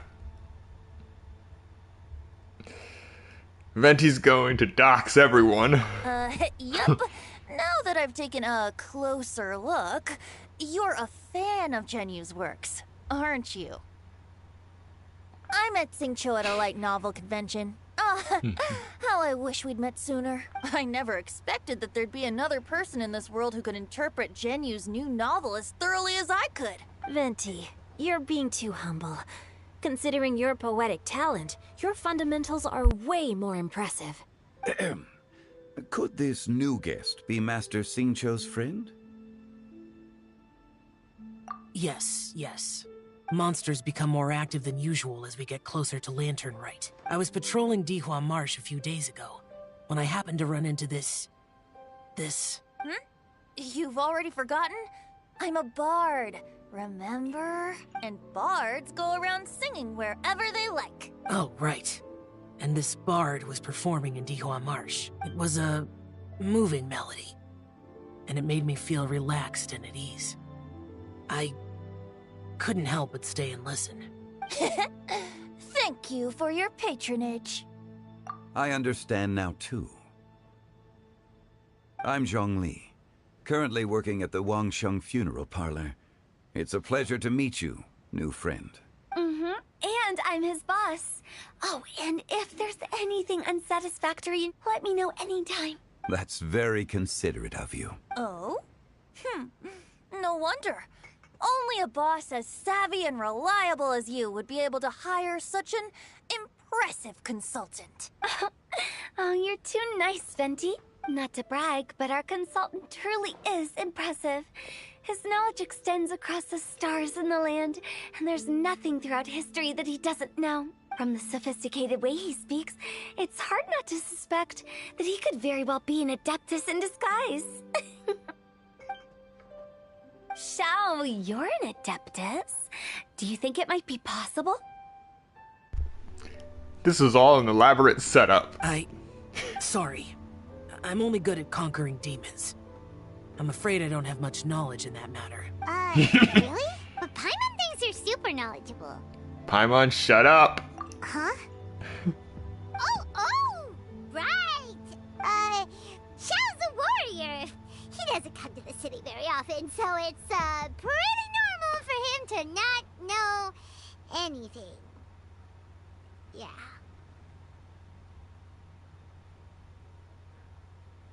You suck at lying worse than Ganyu. Really? I've actually heard a few things about Mr. Zhongli before. The guests in the tavern talked about this refined and courteous man who, instead of having wine at Mondstadt's finest tavern, ordered a cup of hot tea with the most complex name. Now that you mention it, I seem to recall that there indeed is a musician like yourself in Mondstadt. I've heard that he's elegant and amiable, his works witty and vibrant. It's no overstatement to regard him as the best bard in Mondstadt. Now you're making me embarrassed. I would say that Mondstadt's poetry is a little run-of-the-mill sometimes. There's one I heard a while back that went, "The old house is renewed, welcoming the spring breeze, awakening old memories." The meaning's there, but the word choices are unimaginative, and there's a distinct lack of literary flair. I think so too. The composition needs a little jazzing up. If I were to give it a go, I'd make it an old melon on a vine, a new flower that grows fine. Oh, good one! It feels unique and has a nice ring to it. You have great taste, Venti. I was afraid about you. Let's shake hands. Of course, of course. Hey, Shincho. Mind lending me a few books when we get back? Pick out some well-written ones. I don't know if it's my own lack of literary knowledge, but I couldn't tell the difference between those two. I don't think it's your fault. Changyun's right. It's not our fault. Paimon, watch and learn from Huta and Venti. This will come in handy for your ugly nicknames. Oh, you have a point. But speaking of, why is the tone-deaf bard here? Are you here to take part in Lantern Rite too? I heard that Liyue will be hosting a Lantern Rite music festival this year. As a musician myself, how could I possibly resist the temptation to come take a look? Or listen. Getting to know other musical styles is essential to sparking inspiration, don't you think? Huh. But the music festival wasn't planned beforehand. The wind has ears. As for the Fontaine friend who hosted the festival, I saw him near Stone Gate the other day. The Iridescence tour has finally been held successfully for once, so I had to congratulate him. The first Iridescence tour. Don't think anything of it. By the way, I was watching as you entered Shinyue Kiosk, but no one seemed to notice me. Should I say that it's because I'm an expert in hiding, or that a certain someone deliberately ignored the sound of the wind? Whenever Lantern Rite comes around, Liyue Harbor becomes bustling with activity. People are all busy watching the lanterns and strolling around the shops, and they might just go travel somewhere on a whim. It is rather difficult to predict another's whereabouts. The festival is in full swing and proceeding smoothly, and we're all gathered here with friends new and old. This is no doubt a wonderful occasion worth celebrating. To come together with all of you at the beginning of the year, one can't help but be filled with joy. In a moment like this, I propose we raise a glass together. In my case, tea in lieu of wine. Very well said, Mr. Zhongli. That was exactly what I wanted to say. Now I'm getting a little self-conscious. I didn't cause you too much trouble barging in like that, did I? We usually drink wine during occasions like this over in Mondstadt, but since Mr. Zhongli insists on drinking tea, I'll give a toast with tea too. Everyone, thanks for the treat. You're welcome. As the host of this gathering, I hope everyone enjoys the food and drinks. May this year be better than the last. Considering that everyone may have other matters to attend to later, sticking to tea seems like a good idea. All of a sudden, they started proposing toasts. Should we? What's with the urgency?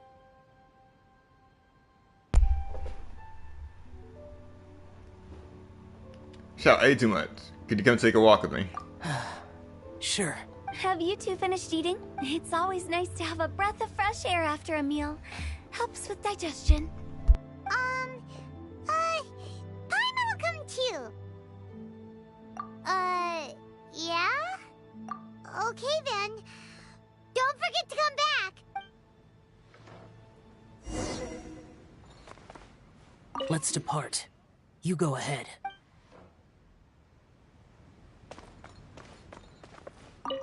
About you and Venti. Could he be a partner in your family business? That's right. You know how my family is. A lot of business secrets can't just be divulged at the dinner table. Ah, just as I thought. Did you talk about anything interesting before we started the meal? Anything fun I missed out on? Oh, we were talking about cooking. Mr. Zhongli told us that he went on a trip to Qiaoyang Village the other day and got a hold of some uncommon ingredients.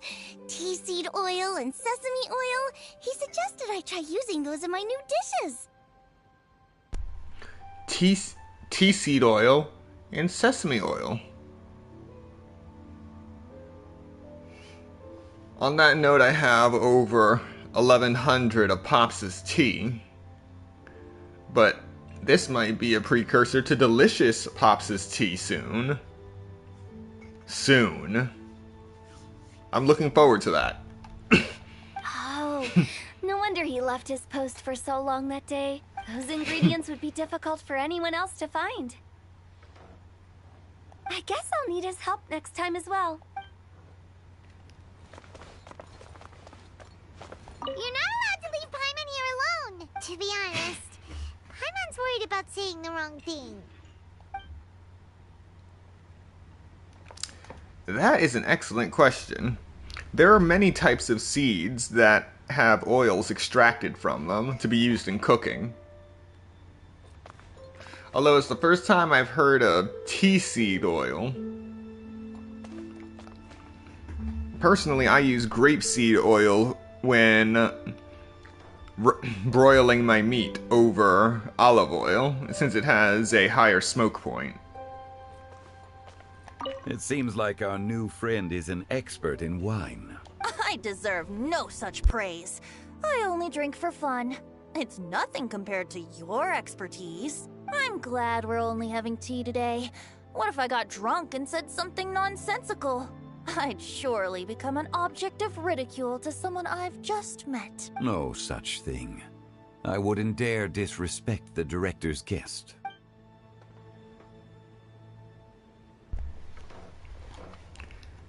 I feel like Zhongli is ready to kill him if he gets drunk.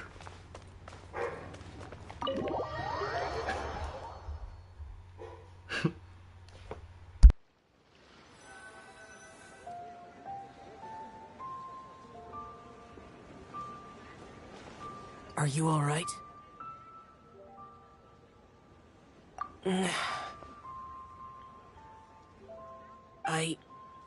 It's hard to describe.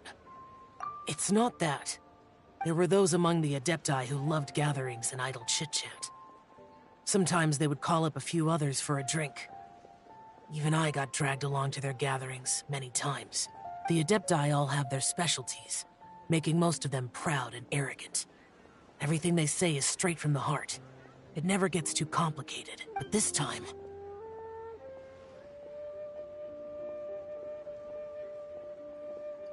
Oh, that's the problem.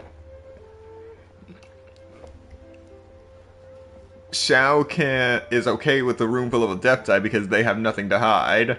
They just say everything that's on their minds. But when you have to start reading the context clues of an entire room of people, that's when he starts to panic. No.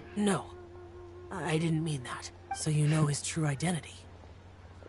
I'll get straight to the point then. The Animo Archon is a free spirit, and his temperament is as carefree as the music he plays on the flute.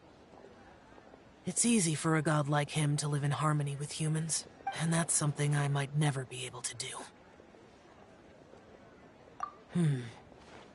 That does sound like something you would say. No matter. I know my circumstances. Whenever I think of the ordinary conversations I've had with you, it feels strangely novel. Yes. The parlor director went out of her way with the invitation, so it was difficult to turn her down. I had made mental preparations before agreeing to come. She told me that all the guests today would be acquainted with elemental power, and I knew that you would be here, but I didn't expect the other guests to be... General Capisis always said that we should live in the present and enjoy every pleasant surprise. Perhaps that's what I should do with what I'm feeling now. But I think he meant designing clothes for those around him. The clothes were intricately designed, but inconvenient to wear. Brother Bosacius never tried to hide his distaste in front of him. Rex Lapis did like his designs and even collected quite a few. The outfit he wears now was also designed by General Capisis himself. Interesting. I never saw him wear this during the war. I didn't expect him to start wearing it later. Oh, here you are. I'm not intruding, right? You're not. What is it? Hu Tao saw that everyone's done eating and asked the staff to bring out the desserts. Paimon got so anxious that you weren't back yet that she scarfed down her dessert without the usual slurping and munching. To be honest, I was kind of worried too. You looked a little restless just now, and I thought you weren't used to the food here and was planning to head back to Wangshu Inn for something Yanxiao made. You're worrying too much. Xiao, don't pull any lemnistatic wind cycling on us. Why would I? Anyway, let's head back. Please wait! That's funny. There's another reason why I came looking for you. Here, take these. I brought them for you. Almond tofu? Yup. Since the Masterful Chefs competition, you could say that Yanxiao and I are not only competitors, but good friends as well. I visit him at Wangshu Inn sometimes to discuss our cooking. I heard him say that the esteemed guest on the roof loves nothing more than a good plate of almond tofu. So I learned a thing or two about the dish from him. I'll be honest, before Hu Tao invited everyone, she secretly came looking for me, told me about the guests she planned to invite, and asked me for some suggestions on what she should order. So I made a few servings of almond tofu for you guys in advance. Take them as a token of gratitude for your support. When I told Guoba that I was making these for you, he started eagerly running around the kitchen and helping a lot too. Thank you for the trouble. There was no need to... I'll take them. Thank you. You're welcome. Oh, the almond tofu I made probably tastes and feels a little different from the type Yanxiao cooks. Please let me know if there's any improvements I should make. Okay. That's all. Alrighty, we should head back now. We can't keep Paimon waiting. You know, it would be nice if they at least included a few sound effects for the Traveler. Like the that would be simple enough. Alright.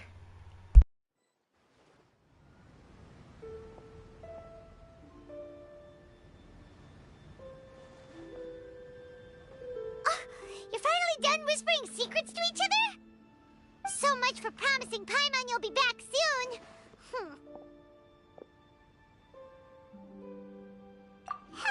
How could you say that to Paimon? In that case, besides having no sense of time, Paimon will let you know what having no sense of fullness looks like. Your dessert is all Paimon's. Sorry to keep everyone waiting. No worries, we're all just chatting here. There's no serious business to take care of. Whether we're chatting outside or inside, it's all the same. Paimon's too busy eating to talk to you. But even though we're all well acquainted by now, I think this festive gathering deserves something ceremonious. Oh? Is this some local custom? Nope. This is something I made up so that good luck will be on our side, that's all. Spontaneity is the best choice to make here. Let's use this incense burner on the table. It's been lit for so long now that the incense is running out. I'll leave refilling and lighting the incense to the most distinguished guest among us all. Lighting the incense will signify continuous growth and prosperity in all our endeavors in the new year. I see. Perfect symbolism, as expected of Hu Tao. And speaking of the most distinguished guest here today, I'm sure we all agree that it's Mr. Zhongli.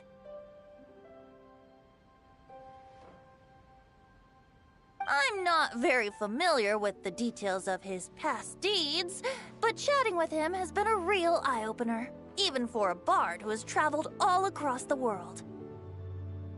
If knowledge were a form of power, one could even say that you're a wielder of unlimited strength. But when it comes to having a way with words, the notable bard is certainly one cut above the rest. I just happen to have a good memory. It is such an unexceptional skill, yet you made it sound like an unparalleled talent. I am truly impressed. Since we all get to nominate someone...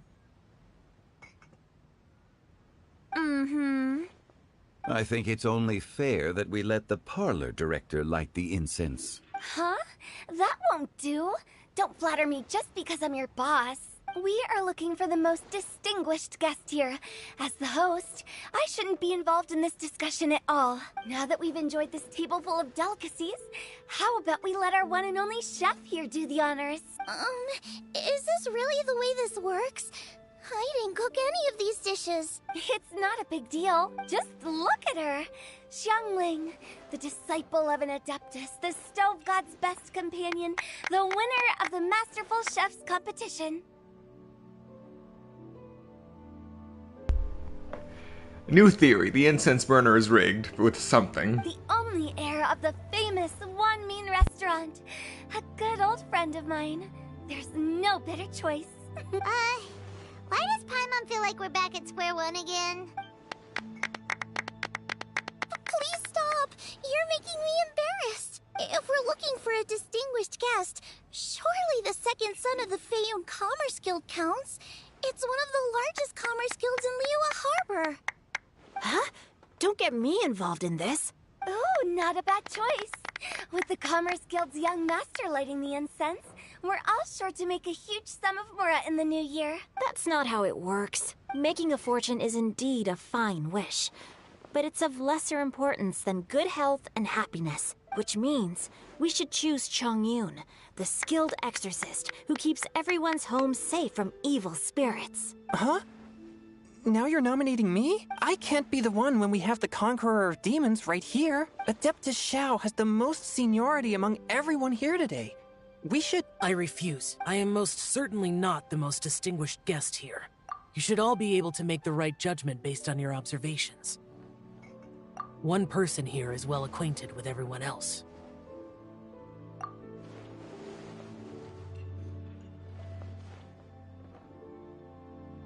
Oh, that's right! Even though you're always mocking Paimon, you're still pretty popular with other people. No, wait! Paimon said she wouldn't talk to you again. Huh? Who else is there? Huh? Huh? Does that mean Paimon's the most distinguished guest? Oh, well, that was unexpected! I agree. Paimon's just the one we need. Without a friend constantly by your side, a long journey would become dreadfully lonesome. But once you have someone there to brighten up the atmosphere, everything along the way will become lively and vibrant too. Ah. The traveler has traversed many nations and left behind a great deal of fascinating stories. But without Paimon, they would have become quite monotonous. Paimon plays an indispensable role in making your journey a happy and smooth one. You guys, Paimon's not used to being praised like that. Those were genuine compliments, right? Thank you. You made Paimon wait for a long time, but Paimon's not mad anymore. Don't take everything to heart, Paimon. Friends tease each other all the time. That is indeed true. That means Paimon is as important to the traveler as Guoba is to me. Looks like we've come to an agreement. Any objections before we proceed? I trust the traveler's judgment. Then Paimon it is. And now, the world's most excellent traveler's greatest companion, guide, and friend. Paimon will be refilling and lighting the incense for us. Here you go. Take the match, and don't burn yourself. But if things go really wrong, here's the 2-for-1 coupon.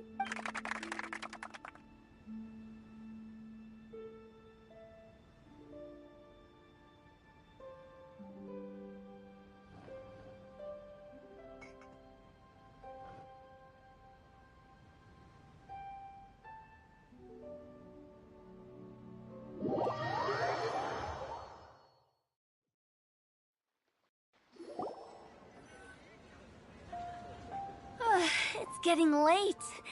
I won't take up any more of your time. You're all free to go as you please.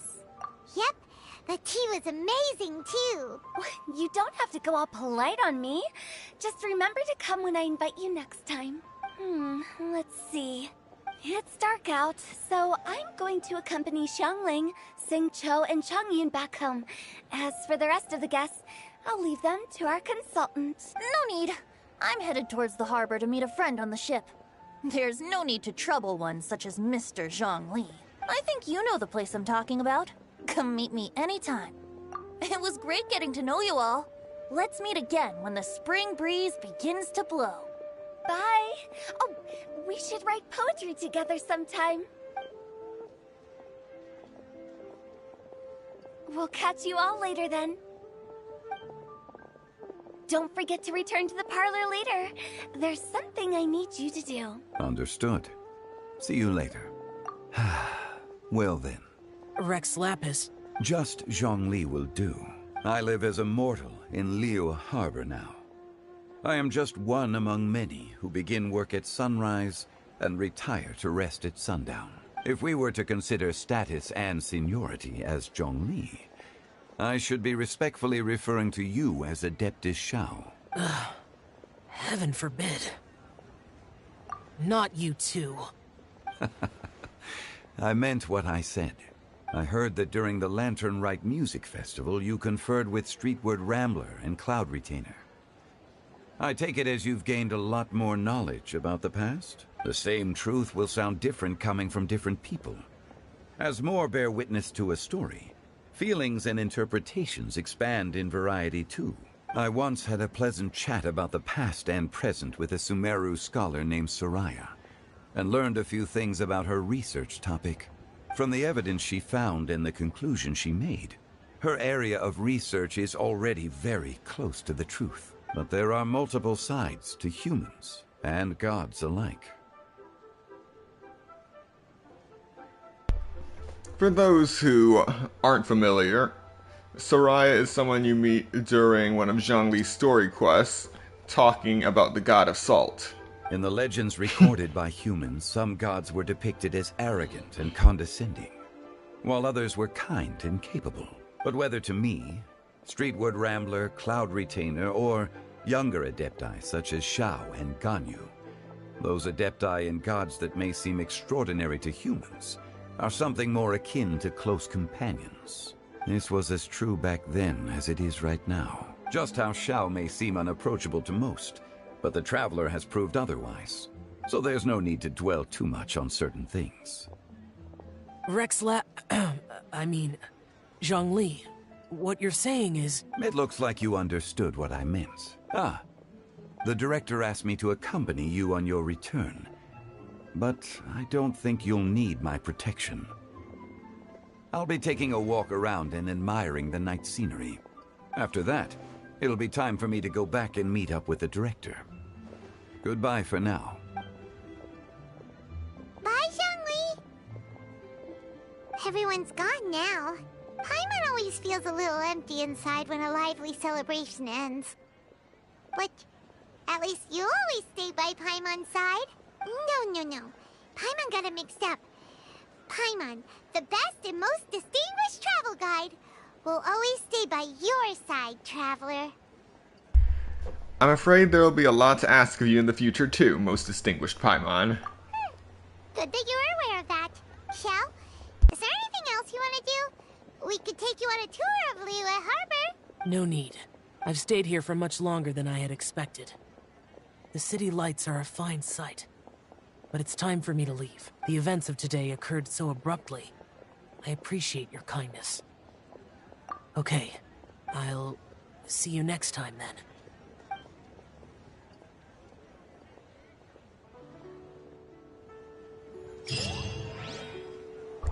Alright. Time to hunt down Venti.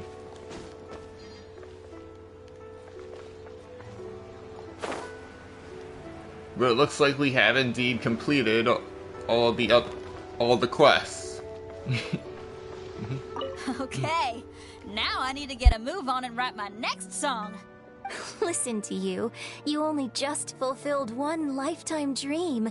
Are you really thinking about your next goal already? Don't try to tell me you ain't the same way. I bet you've already thought up a name for your next opera, haven't you? You know me too well, Xinyan. The Adeptus Seeking Voyage. How does that sound? Oh, man! Yeah, I can already picture it.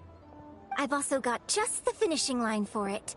I'll close with, and the celestial melody echoed through the clouds forevermore.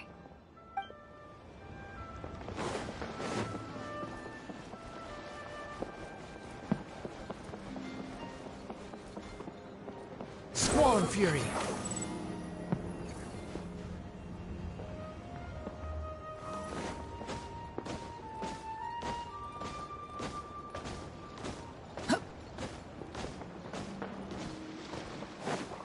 Behold!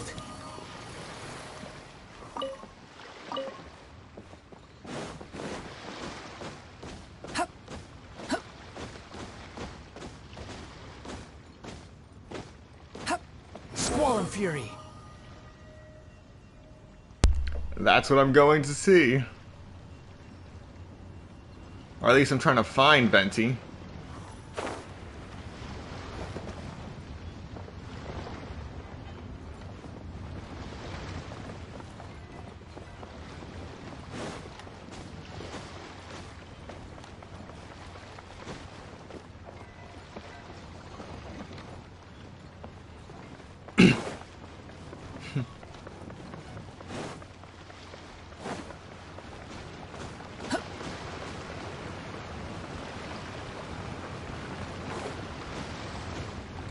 I thought it would be easy to find one person dressed in green and another one dressed in red.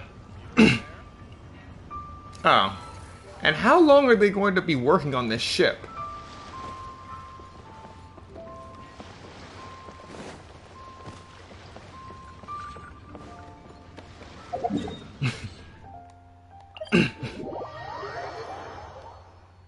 I mean, I know it usually takes quite a while to build a ship. Especially if you're not using power tools.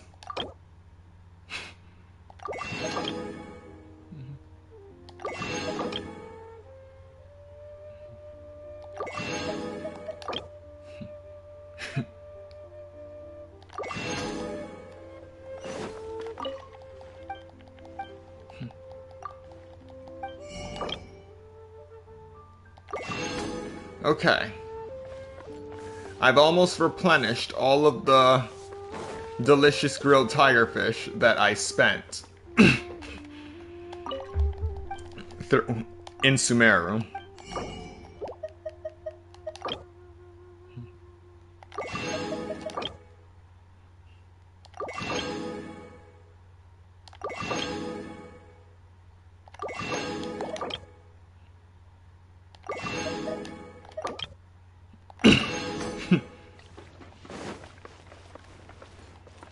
Vegetables are fresh, and there are enough wheats and grains stocked up. I'll pass on the seafood. Oh, it's you. We meet again. Surprised to see me here? It's the director's orders. Chongling worked all day and night at the restaurant during the festival, and didn't get to have any time to enjoy the festivities. The director sent me here to help out in the kitchen, so that Chongling will have some time to herself. But with someone as hardworking as you around, there seems to be nothing much for me to do. It feels good seeing my old friend in the kitchen, fetching ingredients and lighting fires. Perhaps I should borrow Cloud Retainer's Supreme Cuisine machine to speed things up. You'd still prefer to make them by hand, but of course. Try something new at the Wanmin restaurant. Tasty chop suey. A wholesome conversation between two old friends.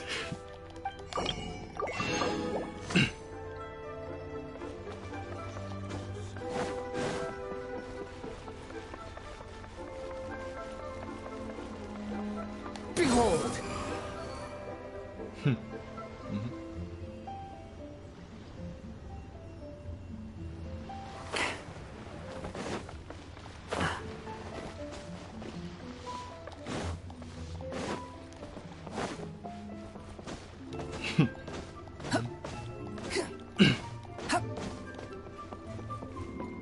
At this point, we're just searching for everyone to see what they have to say.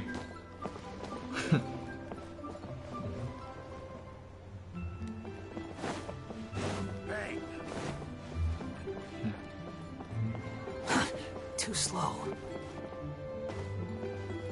The wind rises.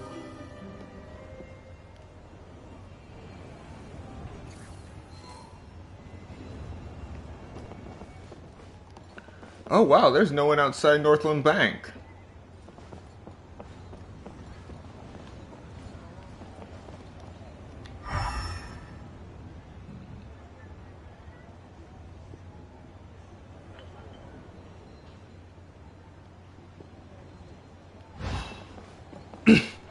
Squall and Fury.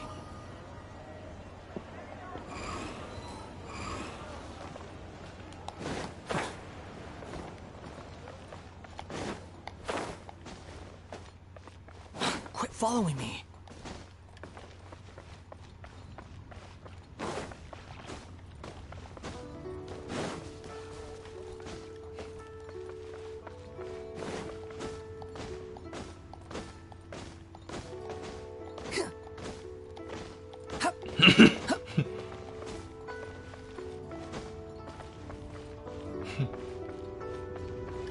Hey, don't tell me you called me over for just a game of chess. You have to be more specific, Captain Beto. Is it that you find playing chess an uninteresting activity? Or that you're unhappy about my lack of novel ideas? If you don't specify what you mean, how could I know what I should do to please you? Of course. I make a single remark and you reply with a full-blown lecture. Maybe we should deal with all official affairs publicly in the future. It might just make things easier. I'd be perfectly happy with that. I'm just worried that Captain Beto's business might be negatively affected. Don't give me that. That woman from Yenshang Tea House sometimes comes aboard to ask for information. She requested the fleet to import some goods, but how could I not know who she's actually working for? Oh. You sure know a lot, Captain Beto. How about I ask her to come over? Or maybe we go straight to her tea house. With one more person around, we'll be able to have some variety in our chess games. I hope that would be less of a bore to you. So, we're still gonna play chess after all. So much banter.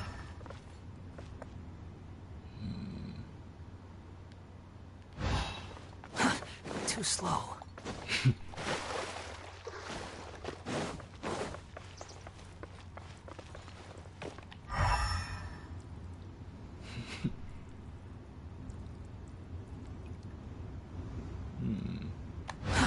Too slow.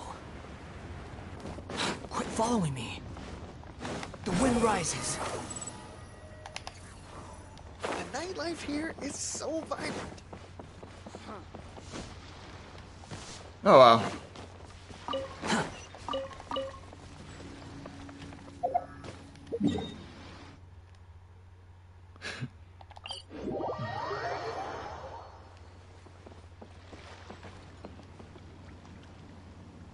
Oh! Squall and Fury. I had no idea there was a new quest here.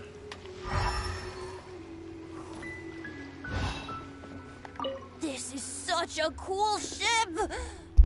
Facing the sea breeze and gazing out at the soaring seagulls makes me want to sing out loud! Kazuha, how about I stay here and be the ship's resident bard? What are my prospects? With your level of artistic finesse, I'm sure nothing will go wrong.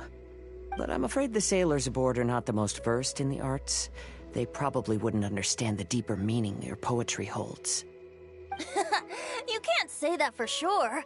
Poetry is spur-of-the-moment creations. Anyone viewing the same sights and experiencing the same atmosphere would surely understand. There's a port in Mondstadt too, but I rarely get the chance to board any of the ships. Speaking of ships, everything's perfect about this one, except... Kazuha, could you tell your captain that my height says nothing of my age? I'm way past drinking age. How often does one get to enjoy a seafood feast on a ship? It'll be a real shame if there isn't anything stronger to enhance the food. Pretty please? There's Oh, wow. not much I can do about that. It's not because Captain Beto's not on the ship right now, but because there's no room for negotiation on this matter. Even I have to sit in the no-drinking zone every time. But I don't get drunk after just a few sips.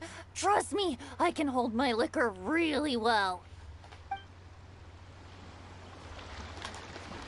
Fascinating.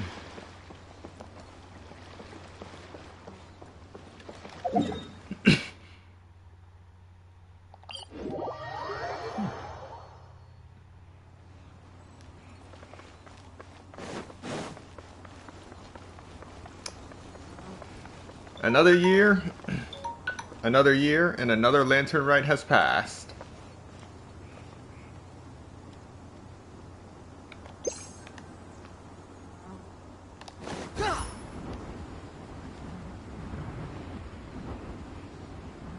Just testing something.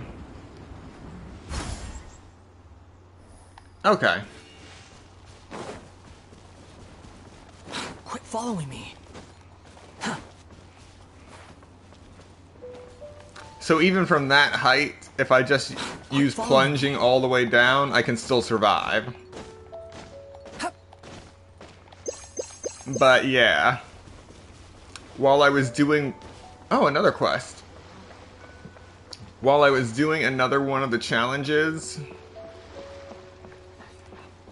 for the Lantern Rite, I ended up missing my mark on a plunge, and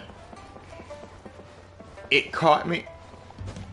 I actually caught the platform, so I went into the standing animation, but I still slipped off the platform and just kept plummeting to the ground.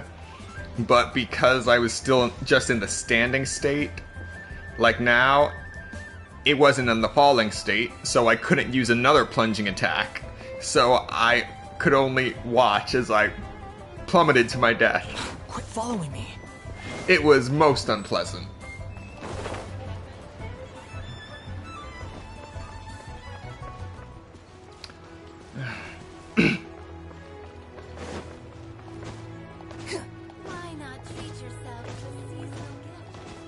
So yeah, when you hit those finer edges of bounding boxes in games, the most unexpected and rage-inducing things happen.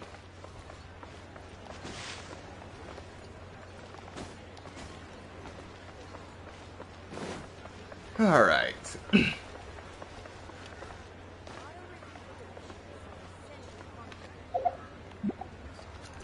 So I think that is about it for today. We are now into 4 hours.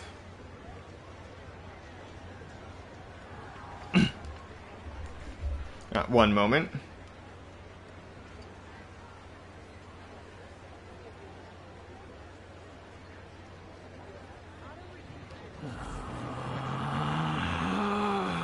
Yep. Relax. 4 hours. And I actually have other character and weapon banners. Caution and Confidence. And Invitation.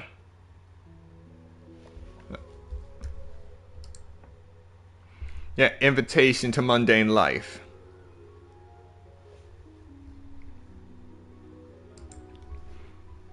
Okay, sorry about that. It looks like OBS cut out for a moment at the last second. So yes, again, 11 days, 3 hours, and 56 minutes until the current character banner and Epitome Invocation are concluded. So I will try again for Alhaitham next Friday. But for now, this will be the end. Once again, thank you for watching.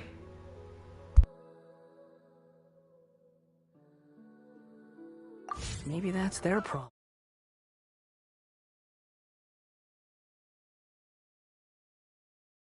Okay, and a final notice.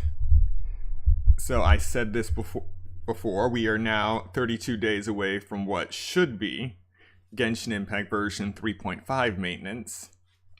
27 days away from Atelier Ryza 3, Octopath Traveler 2, and Kirby's Return to Dreamland Deluxe. 76 days away from Mega Man Battle Network Legacy Collection, and 104 days away from The Legend of Zelda Tears of the Kingdom. So I've noticed that I have a lot of games open, I'm streaming on my channel right now, so depending on how things go, I might actually have to save some of these games for myself and stream a small selection of them. Battle Network I'm definitely streaming. Octopath Traveler 2 also. But depending on how well received Atelier Ryza 3 is, I might just save that one for myself for now. As well as Kirby's Return to Dreamland Deluxe, since that's a remake. However, if you are interested in some of my Kirby streams, all of them are saved into their own playlist, and I'll be sure to link that in the description later. Okay, thank you for watching and have a nice day.